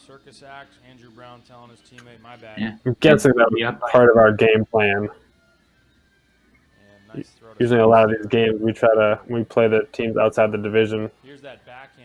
We try to keep the score low. I think you can see that in a lot of our like AUDL finals runs. Clearly frustrated there. Said he's pretty much did everything he could do. And your guys' defense really, I mean, like we just couldn't score fast, which was something we're used to. Is our pull plays were kind of devastating on other teams, and we could sometimes score in 10 seconds just in a normal mid-quarter point if everything went right. And I think we have no goals in less than 4 or 5 passes, and we could score in 2 or 3 normally. And here's Wiseman underneath, attacks the disc well under great pressure. The zone probably helps that. Keep you all from scoring. Catch D. The stall getting high. Wiseman tries to float one over the top, and it is D. And now the deep shot to Phil Watanabe. And the defender gets position. That was a nice D. Up over the older that was a very nice D, yeah. Brian Hart gets the little D. float ball, though. And Andrew Brown gets it around to Wiseman. Not the best shot. Was that you? Interesting that No, that wasn't me. It was linked to Phil. Okay, It's interesting. We play like no zone. Just never stops. I don't know if you remember at all, Tom, playing against our D here. Like, I don't remember our defense, what our strategy was in this game, but it seems like we play very little zone. Did you have a zone? I assume you did. I mean, we have like your standard zones that all teams will have, but we didn't necessarily have a double team zone like you guys. We had like a 3-3-1 or a 2-2-3-2 or something like that. Usually it was more to stop pull plays, not anything you want to hold. Stall gets high, and Annen has to just air something out. I know in the future one of our strengths really is our man defense and just sort of out-athleting people and making their life tough in the handler set. You can see some in man. hands on the knees here. These guys are tired. That was a long stretch trying to score a goal here. They're going to put on. And you guys just jump right into the double team here every time. Mark with Andrew Brown. It's on the sideline. Step around back. Yeah. No one is doing on the sideline. With two people on him, makes it worse. Not quite enough air on that one. Tom, was Riggles Again, you see someone trying to make the throw in your zone this year without Graffy? It doesn't work out. Was Riggles our deep? We had Tyler Glenn as our deep this year. Very consistently. Tyler Glenn. And he was very good at it. Wiseman open underneath, and that is he was a very good DP. He understood how to, make sure he was the last back and one slips away from him. Thanks a lot, Annen. Eat up the discs that float to the far side with his hammers and stuff like that. It's not hard. It's not hard, folks. And a little quick step around backhand for the goal. You can probably see kind of the beginnings of some of the guys getting on the Radicals getting better at backing players downfield and forcing your team to throw more throws to score, which is, I think, something a lot of teams when you said you scored like, within 2 passes, 3 passes normally, whereas a lot of our defensive strategies have always been, make teams throw as many passes as possible. Every time there's another pass, it's likely there will be a turn. Statistically, that's 100% true. And I think like when you play zone against us, like especially in this year when the travel rule is in place where it's a turnover, it's like the opportunity for that to happen just keeps going up every time you make us throw another pass. We were never felt comfortable in this game because we couldn't do what we'd done all year, which is like our easy pull plays, get the disc to Cam, Isaiah, or Mark, and let them rip it to one of the other guys. And that just never happens in this game. Like there's not even one where there's somewhere we get our initial cut of our pull play, but we never get the second one. There might be one earlier where we actually puck it to Adrian and it's shorter than it's not in the end zone. And it just makes it really tough when you fully take an offense out of what they want to do. We're used to scoring 30 points, and we're only at 12 here with halfway through the fourth quarter. Does not mind the contact, if you'll recall earlier. Took a shoulder from Coolidge, and the shot goes up deep. Kevin Brown in the area, well played in the air by Mark Lloyd. Rough. Of course. Can't be lofting those up to Mark. I know. I think there's been a handful in the last 5 minutes here. There's been a lot of just. He put some big air on this. There's one of your teams doing it. Not fast, very big. But a lot of just high, floaty, miscalculated, poor decision throws happening. But no matter. We might have been pushing it a little bit, but I feel like it's probably a little early for us to push it. I'm sure at some point here we just decided as a strategy to, we needed to throw the huck a little bit or be a little bit more loose with the disc. I don't know when that kind of happened or when that happens. It could be happening already. But knowing the final score, having played the game, like it doesn't hurt you if you do go into that sort of strategy. So. Yeah, at some point you have to. We're down right now. We're down 7.5 minutes left. Yeah. And I remember I know the end of this, how the game ends. I think fourth quarter ends about with Wilson 4-4 is really digging fourth himself quarter. a hole right now. Well, I got to imagine that second stall down I One have more comes time in the red soonish. zone, looking to score. And a Your high fans pass is are caught by Yearwood. waiting for it. Yeah, Adrian is for And the sure. throw up line not caught. And Never the let me forget it. deflection is played beautifully by Armitage. Lucky break for the rush. And Shreewise can't believe it. There's It's a not play the at prettiest end here game. where, Chuck, we yeah, have I think It's that win based on definitely this got game, us. which team And right has now, the it feels like better Toronto is. the I better mean, level of fitness, and I you think got the that trophy. Madison's Congratulations. There's no I suspense don't down the think they stretch look here. like they've lost You can a see me step. trying to pump everyone up there. No one else looks excited, though. Madison Radicals Everyone's just still coolly ranked walking fast, off the field. Just a few more errors than we saw at the beginning of the game. I think they're just getting a little bit True. tired. The Toronto Rush seem unfazed. It's not a It's definitely great probably some decision by me. frustration I think you're going right. on. Both these teams look very fit. However, Lloyd really has been carrying. Oh, man, the that's ball, just not slowing down. Such an unfortunate. A lot of the veteran, Yeah. guys that are doing a lot of the playmaking for Madison are not really I guess- speed guys. I guess it wasn't a D. It was more just a good max. Toronto certainly Yeah. Could have been a and goal in the Lloyd could have been a goal in the corner. to just consistently make plays, and they seem very up to the task. They are all three of them, of course, coming back from Columbia, bronze medal finish for Team Canada at the World Games. Yeah, so it's interesting. Chuck mentioned just there with the World Games. Adrian, Cam, and Mark literally flew from Cali, Colombia to Chicago. They didn't come back to Toronto and take the bus with us. They'd been at the World Games for a week, so they just spent a full week in Colombia playing and for Canada at the World Games, and then had to come straight to Chicago. So not that it affected their play at all, but it was. I had totally forgotten that was the scenario leading into this weekend. And nice D downfield, nice poach, forcing the around there. Nice adjustment by Andrew Brown to not throw into that poach, and Wriggles all alone. And he moves it around. Nice break by Andrew Brown. So hard to How stop. mindful of you guys were Then adjust and were stop you of the inside. clock at this point? I mean, down 4 with 6.5 minutes to go. And whistle. I'm sure very mindful. Like I said, at this point, we're definitely in the, we have to score And the disc quickly. will In be AUDL, back you don't to Andrew have. Brown. Not sure what the call It takes was. time to score, See something? and being down 4 goals, It's against Madison. I'm sure we're Might have been a push off. getting a little looser with the disc. Not sure. It seems like frustration is kind of setting in with like drop passes and the wind. Maybe the wind's picking up a little bit, And delivers a beautiful deep shot to Wriggles. but And I know we Wriggles probably were bobbles it, talking about rolls it the. in.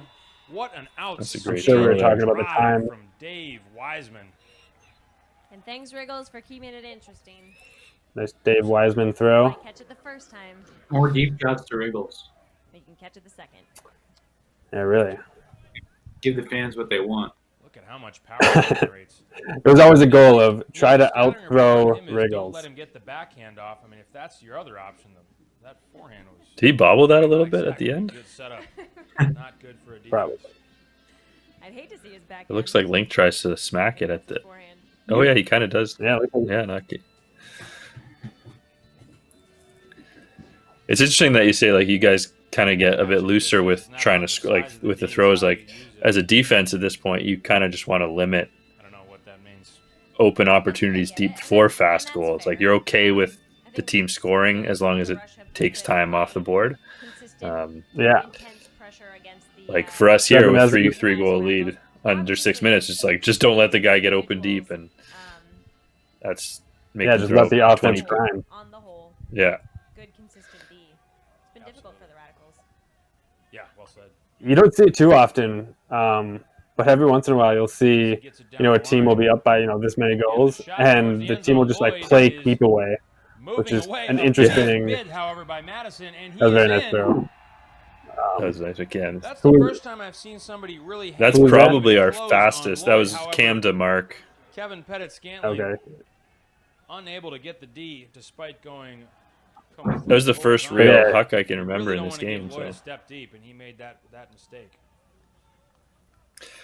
so you said like we play keep away. There's actually been I think it was in this first season, maybe our first game in Philadelphia. Sure not to clear. we had a very close game with them. It was the second game of a back-to-back after we played DC. Just over 5.5 minutes left. And I think for the final minute of the game, we were up by 1 point, and we just decided to just play catch. Huge bid there. And we ran the clock out for a minute of time without advancing it. We just, Adrian, myself, and Sachin, basically just, the three of us just played catch for a minute. Obviously, that's because both teams are fighting so hard that neither can score very quickly or easily. Yeah, 26-25 was the final of that game. Yeah. And these certainly are the two top teams. Day after you beat Sometimes DC it happens 30 that to the two 2. top teams are in the same division. I Yep. would say that these two are a cut above. Been very Was fun that the watching first- battle. Well said, Chuck. Was that our first road trip ever? And nice Evan, are you It looking was. at that? field, very Those were our Yeah. first two games ever, yeah. in the battle for number 21. And Nate Volkman able to scoop that one up. One thing interesting about Toronto is you guys almost always began the season with like 4 games on the road. Wiseman 3 or gets 4 Yeah, games back on to, the road. I think that year was back-to-back doubleheader road trip weekends. I mean, who's thinking about the hammer. it makes sense in terms of weather. You know, Sure. And this one it's always nice to go down to DC that first weekend in mid-April, and you know it's going to be nice weather, and you're not having to put on your all your extra gear and wear a rain jacket on the sideline. Contrast that to 2 years ago where we started our season in Ottawa. It was actually on my birthday, the 20th of April, and it was snowing during the game. So it's like that's why you take those road trips in April and go south. And so, yeah. It's also nice, though. I mean, from our standpoint, it was nice to get those road trips out of the way. You know, get 4 of your 7 road games out of the way to start the season. And that first year when you start 4-0, yeah, exactly. Like you're like, okay, 4 road wins under our belt already, and you know you can settle in, and the wear and tear is off your body, and if hopefully you get out of it injury free, and it makes the rest of your schedule much easier as you lead into championship weekend. What's a prime minister, Chuck? It's a thing where you have a thing. Chuck explaining Canadian politics. Reyna centering to Thompson McKnight. Madison coming down, looking to generate a turn. Izzy gets it underneath. And Tyler Glenn gets a piece on that backhand. Still complete, however. And Lloyd gets it underneath and drives one deep to Izzy. Tyler Glenn way off and will not be able to recover. What an outstanding throw from Lloyd. He caught and delivered the deep shot all within one motion. I'd say the that is the upwind throw. videos have gotten a lot better. I will vote for Yes. In a lot of ways. Yeah. Yeah. So we haven't seen you guys be as loose offensively, but it seems like you're taking more gambles defensively at this point. Yeah. To try Yeah. to get turns. That's a good point. Probably trying to get those Ds a little bit, either force you to throw it. So it'd be nice if we had a little bit more of a chance on that one. Loves to play the deep ball. Yeah. But another one of these hucks from Lloyd that just leaves nothing to chance. 4 minutes left. 4.5 minutes. Rising to the challenge right now. They're up 4. I mean, knowing like the I know the final end of- score. Yeah, no, that's what I'm thinking. I think I know the final score. I definitely remember the final score. Won't spoil it Yeah. for the fans watching at home. Watanabe sagging the lane there. My bet looks good, though. Young D here, Lindquist playing center Thompson, field. you're on the Wiseman sideline at this point, you know, with the O-line, you know, So an interesting strategic getting your choice. champagne Toronto bottle with ready. young Is that what's D here. going on? I think they probably sense that You know, you Madison is don't- nervous and a You lot never of- want to count your chickens before they're hatched, and I'm naturally kind of a nervous Let's see if it pays in off. every So far, every Madison game. You know, did what they want. I've told people before I get nervous before every game when we step on the field. One of the ways I deal with that is telling myself if I wasn't nervous, I wouldn't really care about the results. So I think for me at this point, it was kind of my first time being captain this year as well. Is like just make sure people stay focused and don't get ahead of themselves. I think we were very confident that it was going well. and you could sense the excitement building at this point. But you also have to get across that finish line. So you can see we're not getting too. I mean, obviously we just got scored against. We're never going to get excited about that. But you could feel, and in other games too, in other close games in the future, you can feel the excitement build when you have a lead. It's a matter of maintaining the focus through to the finish line. And that's something I think we were very good at. And we won a lot of close games. I can remember a few games where we were down in situations like this and we managed to come back, and where other teams just couldn't finish the game off. I feel the rush cheer coming through the crowd right now. We actually had quite a few fans down. We actually took 2 buses from Toronto to Chicago, one with the team and one full of fans. So that was pretty exciting to have a large group of fans. I remember that. I think it was kind of this year was like, there was a huge mess of getting to the fields from the hotels with like buses and everything. It was surprisingly like, I mean, you can see in that one shot, like it's pretty far out of Chicago, out of the downtown core, and we were pretty close. I don't know if you guys were in the same hotel as us, but we were very close to downtown. Cardinal So rule with refs, no time to talk, got to get back on D, and Swain capitalizes. You can Yeah, I think the hotels were ways away. Every time he's in yeah, they were far. making those hustle plays. Let's see what happens here. He reaches out. This field is pretty close, like Yearwood downtown-ish was not though. even the thrower, but Izzy and he both thought that disc was still in Izzy's hand. Neither of them go and play defense. And Madison scores. Making a comeback here. Or maybe a lack of discipline. It's Either getting way, close. Madison pulls back within 2 with 3 minutes and 8 seconds left. So Evan, I think that this game has, I think probably on one of these next points here, has one of my biggest memories of a throw that I make to Andrew Brown. It's probably like the point where it's like the head drops. You're like, ugh. I think it probably happens on one of these points here. It was like the point where we couldn't make the comeback. Yeah. 3 minutes, only 2-point differentials. A lot of time. Centers to McKnight. Basically the same O-line here that was on the field last point, Thompson. And up the middle. Yep, it would be. Yeah, we were. I mean, this year we were very confident in our ability to run it back and get it. So the interesting thing is, for the majority of the season, we didn't have an O and a D line.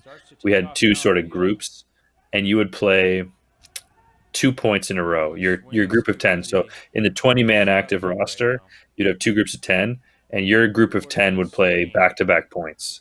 Part of that was trying to get an adjustment to the quick turnaround between points. So you'd always know that a majority of the guys would stay on for 2 points, and you wouldn't have to like rush to the line. It definitely helped that a lot of the games we were playing were in blowouts, so it was easy to, you could run yourself a bit ragged knowing you'd have a rest. But when we got to championship weekend, we sort of fell back into the more traditional Ultimate style of having O and D. Yeah, like that's pretty much our O-line for the next 2-3 years there, with Lloyd, Cam, Link, Armitage, Adrian, Sachin, and myself. Yeah, so. You're playing 2 groups of 10 here? You're not playing. So we didn't in this game, and I can't remember in the semifinal against New York, but for the majority of the regular season, that's what we did. Okay. So back to a 3-point lead here for Toronto. It was the majority of our O guys were on one of those groups, but when we get into games where we're up, Evan mentioned we won 30-13 in our first game. It was like when you're up by 10 or more, you don't need to. You can play, and it really, I think it helped a lot of us. Like, I haven't played that many D points in my life, but that year I got to play a bunch of D, and it helps you develop some skills that you don't have necessarily. And conversely, for the D guys, they got to play some O points every once in a while, and so I think it helped our team in the long run to just have that. You did have a player high in block in 2013. And Thibodeau calling did for I? a foul. 12 blocks in the 16 games that year. I mean, it must be the extra games gave. In the regular season, you played more D points than O points. I mean, it makes sense because you guys outscored your opponents by 180, so that you had so many more points. If we hadn't played a bit of D, I don't think I would have played too much. So thankfully, we did that system that allowed us to play. I mean, I don't actually think I'm that bad at defense, but I think it's that there's people that are much better at it than I am. So I mean, you played more D points that year than you've played the last 4 years combined. We'll just leave it at that. Enough said. Yeah, I hear what you're saying. Very high risk, and that will escape out the back of the end zone if the I do agree with you on the offense-defense thing. I mean, I am pro like having an offense and a defensive line, but that being said, offensive lines a lot of times become a little bit worse at defense because they don't get to play defense too often. And then defensive lines become, they need extra work on offense because they don't get to play offense. So it would be good for you guys to have that kind of rotation. And crushing all your teams helps your whole team get good at defense and offense. Pretty much game over. Yeah. It's just you're absolutely right. Gord Harrison breaks the mark. Was that Evan? I was, just knowing the final score of this game. The Rusher up 3 with a minute to go. As is the catch. I think it's a stall. Yeah, this is a tough comeback. Not sure. What was the call there? I think it was a stall, so the disc will come back. The clock is running right now. Was this another the stall? Now. I don't know. I don't think I'm on. He looks for the but maybe. Backhand. We are under a minute. Oof. It might be too little, too late. Let's see if Madison can score. They do. And they can. So the clock stops at 46 seconds. A 2-goal deficit.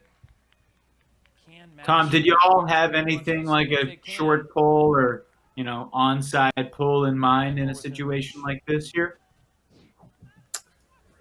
We did have a pull or like one of those plays.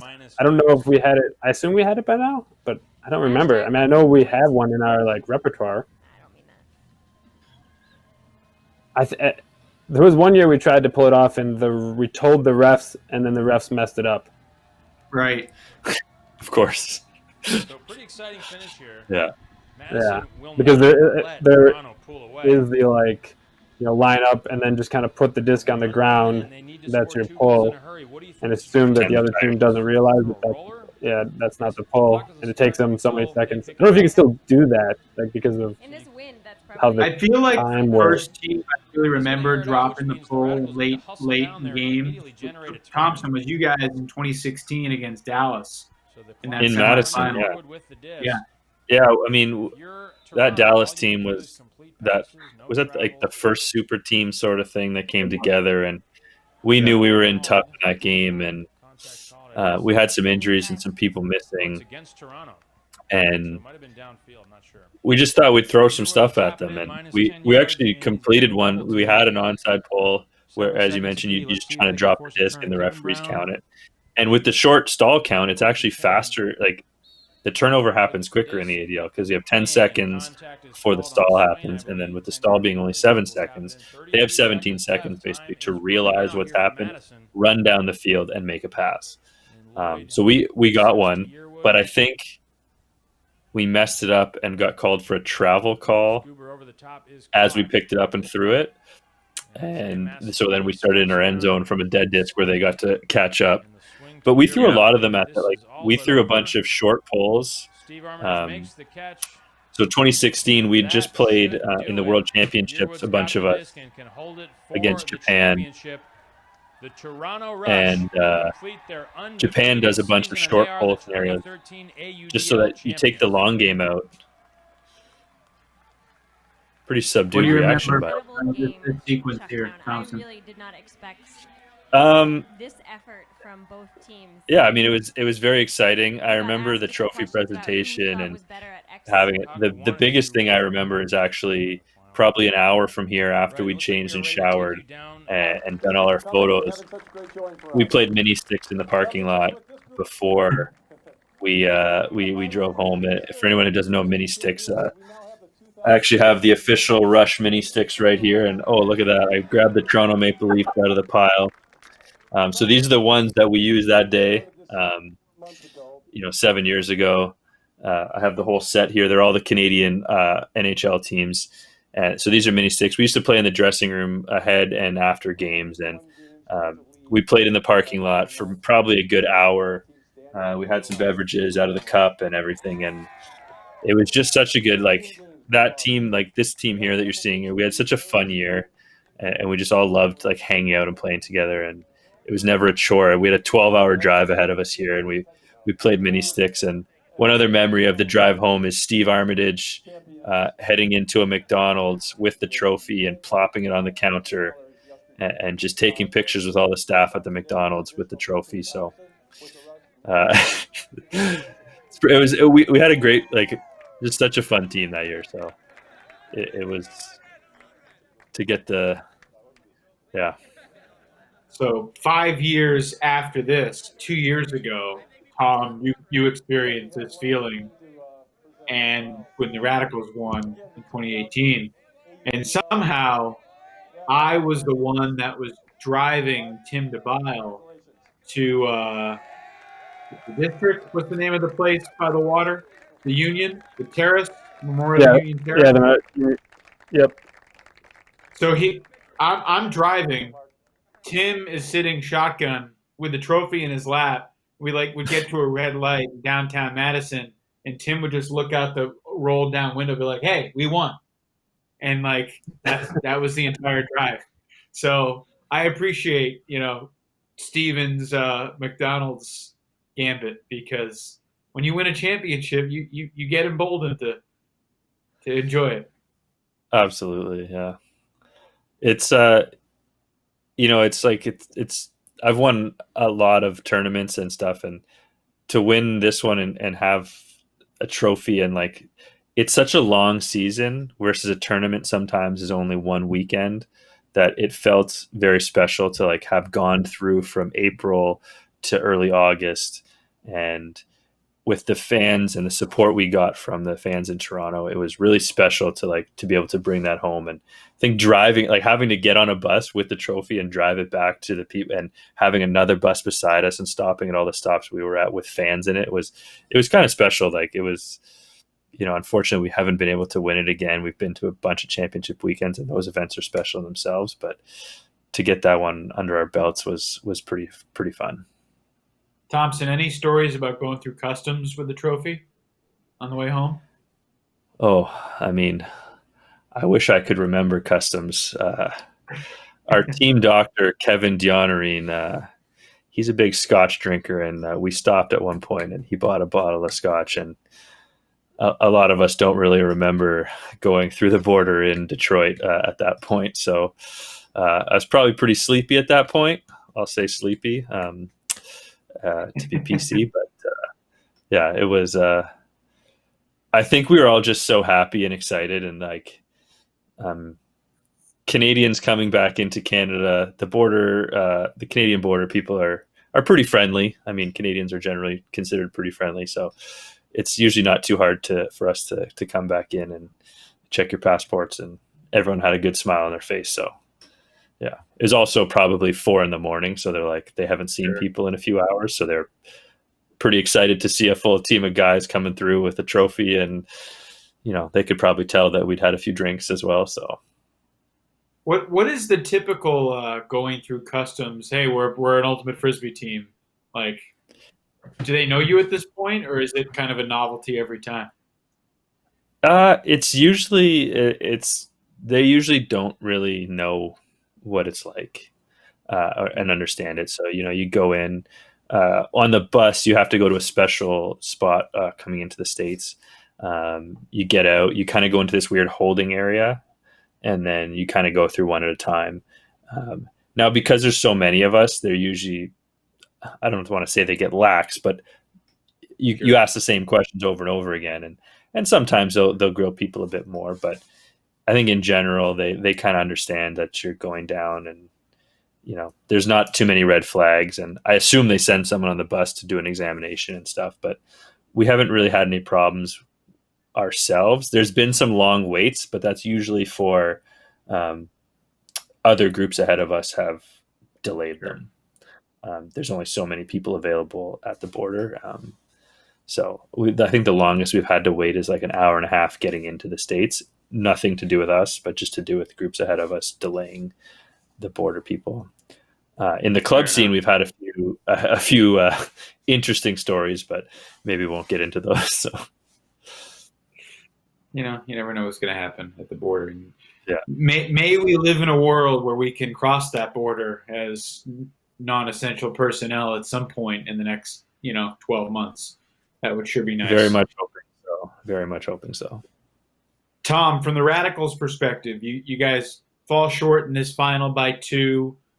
Next year, you're back in championship weekend. You lose a tight game to the future champion San Jose in the semis. I think it was a 3-point game. The year after that, you lose in the finals by 2, and then you lose by 1 in 2016, and by 2017, I think it was like you had all these things building. How did this loss in particular in the final kind of whet your guys' appetite for championship weekend competition? It was the first year being a team, and we were in the championship game. So I think it was allowing a lot of the players on the team to get experience in a big game against a very good opponent, which we rarely get. With very few crossover games, and this being the first year, and then down the road, we made championship weekend every year. So every year was those guys all the guys getting more and more experience against better opponents. And as Thompson said earlier, every year there's more athletic and better players and more teams joining the AUDL. So each year we got to play, better and better players in those bigger games. And this is a huge game against Toronto, against, not our fans. I mean, I remember their fans, they were a big, huge group of them, and they were screaming, making a lot of noise. But yeah, it was just an experience builder. I'm sure, we were upset like any team would be, but it was a good game. Okay, before we go, I just want both you to assure me that if there's a season in 2021, I know you're no longer spring chickens, you're not in your 20s anymore, but the cancellation of the 2020 season doesn't necessarily mean that we won't see you two on the field again, right?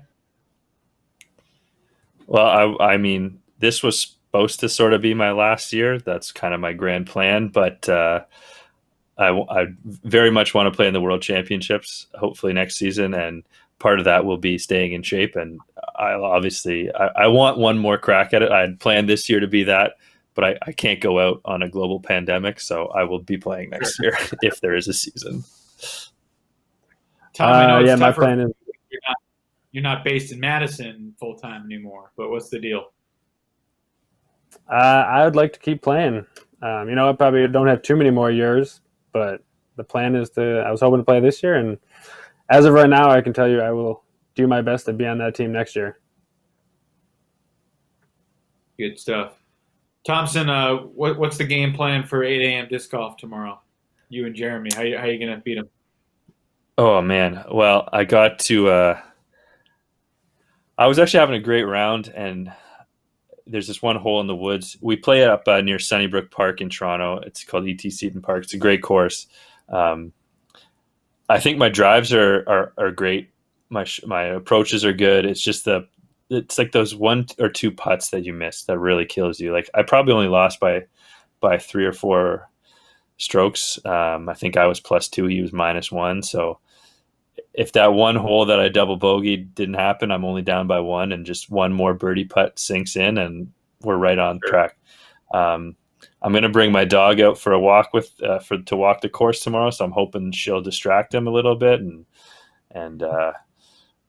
that'll be my real key to the win tomorrow morning. Good deal. Tom, have you had time to get out on a course at all lately? Disc golf? Oh yeah, I play every weekend. We've been with no ultimate. My weekends are filled with disc golf 2 or 3 times a week. Becky and myself, we're out there practicing. AUDL Sounds great. could be the American Ultimate Disc Golf League, AUDGL, at some point down the road. It was a big crossover. Some of our guys, Jerry Marin, who I know you spoke to, and the article came out. He's been golfing, like the ball golf, a lot. With I went out with him, Jay Boychuk, and Ian McKenzie a couple weeks ago. So that's a big. It's as Tom said, we got weekends again. I'm a bit confused with what to do with them. Like what it's interesting because everyone's saying, oh, you're going to like rediscover what summer's like, but you can't really, because there's so few things you can actually do this summer. Exactly. You can't hang out with friends. Like in Toronto, we can go to patio bars, but you can't go into a restaurant or a bar. You can go to the park, but you have to stay 6 feet away from everybody. So I've been having a lot of park drinks and park little get-togethers, but it's such an eerie feeling, and it still feels like not a real. It's very surreal to be in at home in the summer and like just not know what to do because there's no activities to do, but it's also no ultimate, which would normally take up all my time. So yeah, it's I mean, who would have imagined in 2013 that the league would be what it is now, and who would imagine that we'd be here in the summer and there would be no Frisbee and there would be no anything, and I was saying yesterday, I'm looking forward to watching baseball, basketball, hockey if they can come back, but I'm skeptical. And it seems like more and more American college sports are pushing back start dates, canceling fall sports. So, yeah. Well, I mean, I watched a Man United soccer game this afternoon, and I watched a Formula One race from Europe last weekend. There's another one this weekend. I got to imagine they got the money to make it happen, and they're just going to push through and make it happen. So it's awesome to have stuff to look forward to, I'd say. And as long as they can spend the money to make it happen safely, hopefully it'll give us some stuff to entertain ourselves in the evenings. Thompson, what's your level of confidence if the Raptors run into the Bucks this year in Orlando? Oh man, how can you not be confident after they came back 2-0 last year, 4 straight? You got to watch out for the Raptors. They're a gritty team, and Siakam's developed into an all-star, and they're just like they're such a fun team to watch because of how hard they play and how much they seem to enjoy playing with each other. And they don't have the huge superstar of Kawhi anymore that can just dominate a game, but they're finding ways to win, and they're beating the best teams in the league in premier games. And so it's going to be a weird thing when sports come back, and basketball and hockey and everything comes back, because who knows what shape these players are in and what they've been doing in their time down. And so anything can happen, I would say, but I think the Raptors will do well. Definitely one of my fond memories from last year in the AUDL season was being in Toronto for the Madison Toronto Ultimate game, and then the Bucks Raptors Game 6. The only downside was that was the weekend of college nationals, and I had like a 6 a.m. flight direct to Austin the next morning to get there and call 4 straight semifinals. And I was trying to get to sleep early, and staying in the hotel downtown, cars would not stop beeping their horns. It was nonstop until like 2, 3 a.m. So I got very little sleep that night just because the town was partying after making the NBA Finals, and I was the only one that was like, "Let me sleep. I got to wake up soon." But anyway, well, there's a few more parties a couple weeks later, and after the championship win. So yeah, we're a city that likes to enjoy ourselves, and the horn honk. I mean, the horn honking, I would say, happens regardless of whether we win a basketball game or not. So I think that's it's a Toronto thing. Madison's known to enjoy itself too, I think, Tom. Oh yeah. Are you locked into the Bucks? Are you confident that they're gonna hoist the trophy at some point when this NBA season concludes? That's the dream. I mean, it was very exciting watching the Bucks, grow and be such a great team the last couple of years, and then the pandemic coming in, and this just seemed like the year they were going to kind of pull it off. And so hopefully they get to. Yeah, I mean, I'm a Boston fan, so I'm certainly. I see the Red Sox on your shirt there, Evan. So. Yeah, it's actually a Salem Red Sox polo that I had from when I was a radio broadcaster for the minor league team. Yeah. I thought about should I wear this, because I'm still angry at the Red Sox for trading Mookie Betts, who was my buddy in Salem in 2013. Interestingly enough, the Salem Red Sox won a Carolina League championship in 2013. Won the Mills Cup. I got a ring. It was pretty sweet, and Mookie was the star of the show. He's an amazing player. So. He is, and he's good at everything. And I played golf with him a handful of times, and I'm not good at golf, but he was just learning to play. So I probably shot a 103, he shot a 118, 121. So I've beaten Mookie Betts in golf. Now I'm sure that was probably the third time he's ever played in his life. But Major League MVP. Inferior to me on the golf course at least 7 years ago. There's a feather that you can keep in your cap. We clearly have gone off the rails, and that's cool, because that's what these shows are all about. Tom and Thompson, thank you so much for making time this evening, and I hope folks out there enjoyed it. Be well, and look forward to when we can cross paths again. Thank you for having us, Evan. Great to chat. For Luke Johnson, our esteemed producer, and Tom and Thompson, I'm Evan Lepler saying good night. This has been Thursday Night Rewind, presented by Deschutes. Good night, everybody.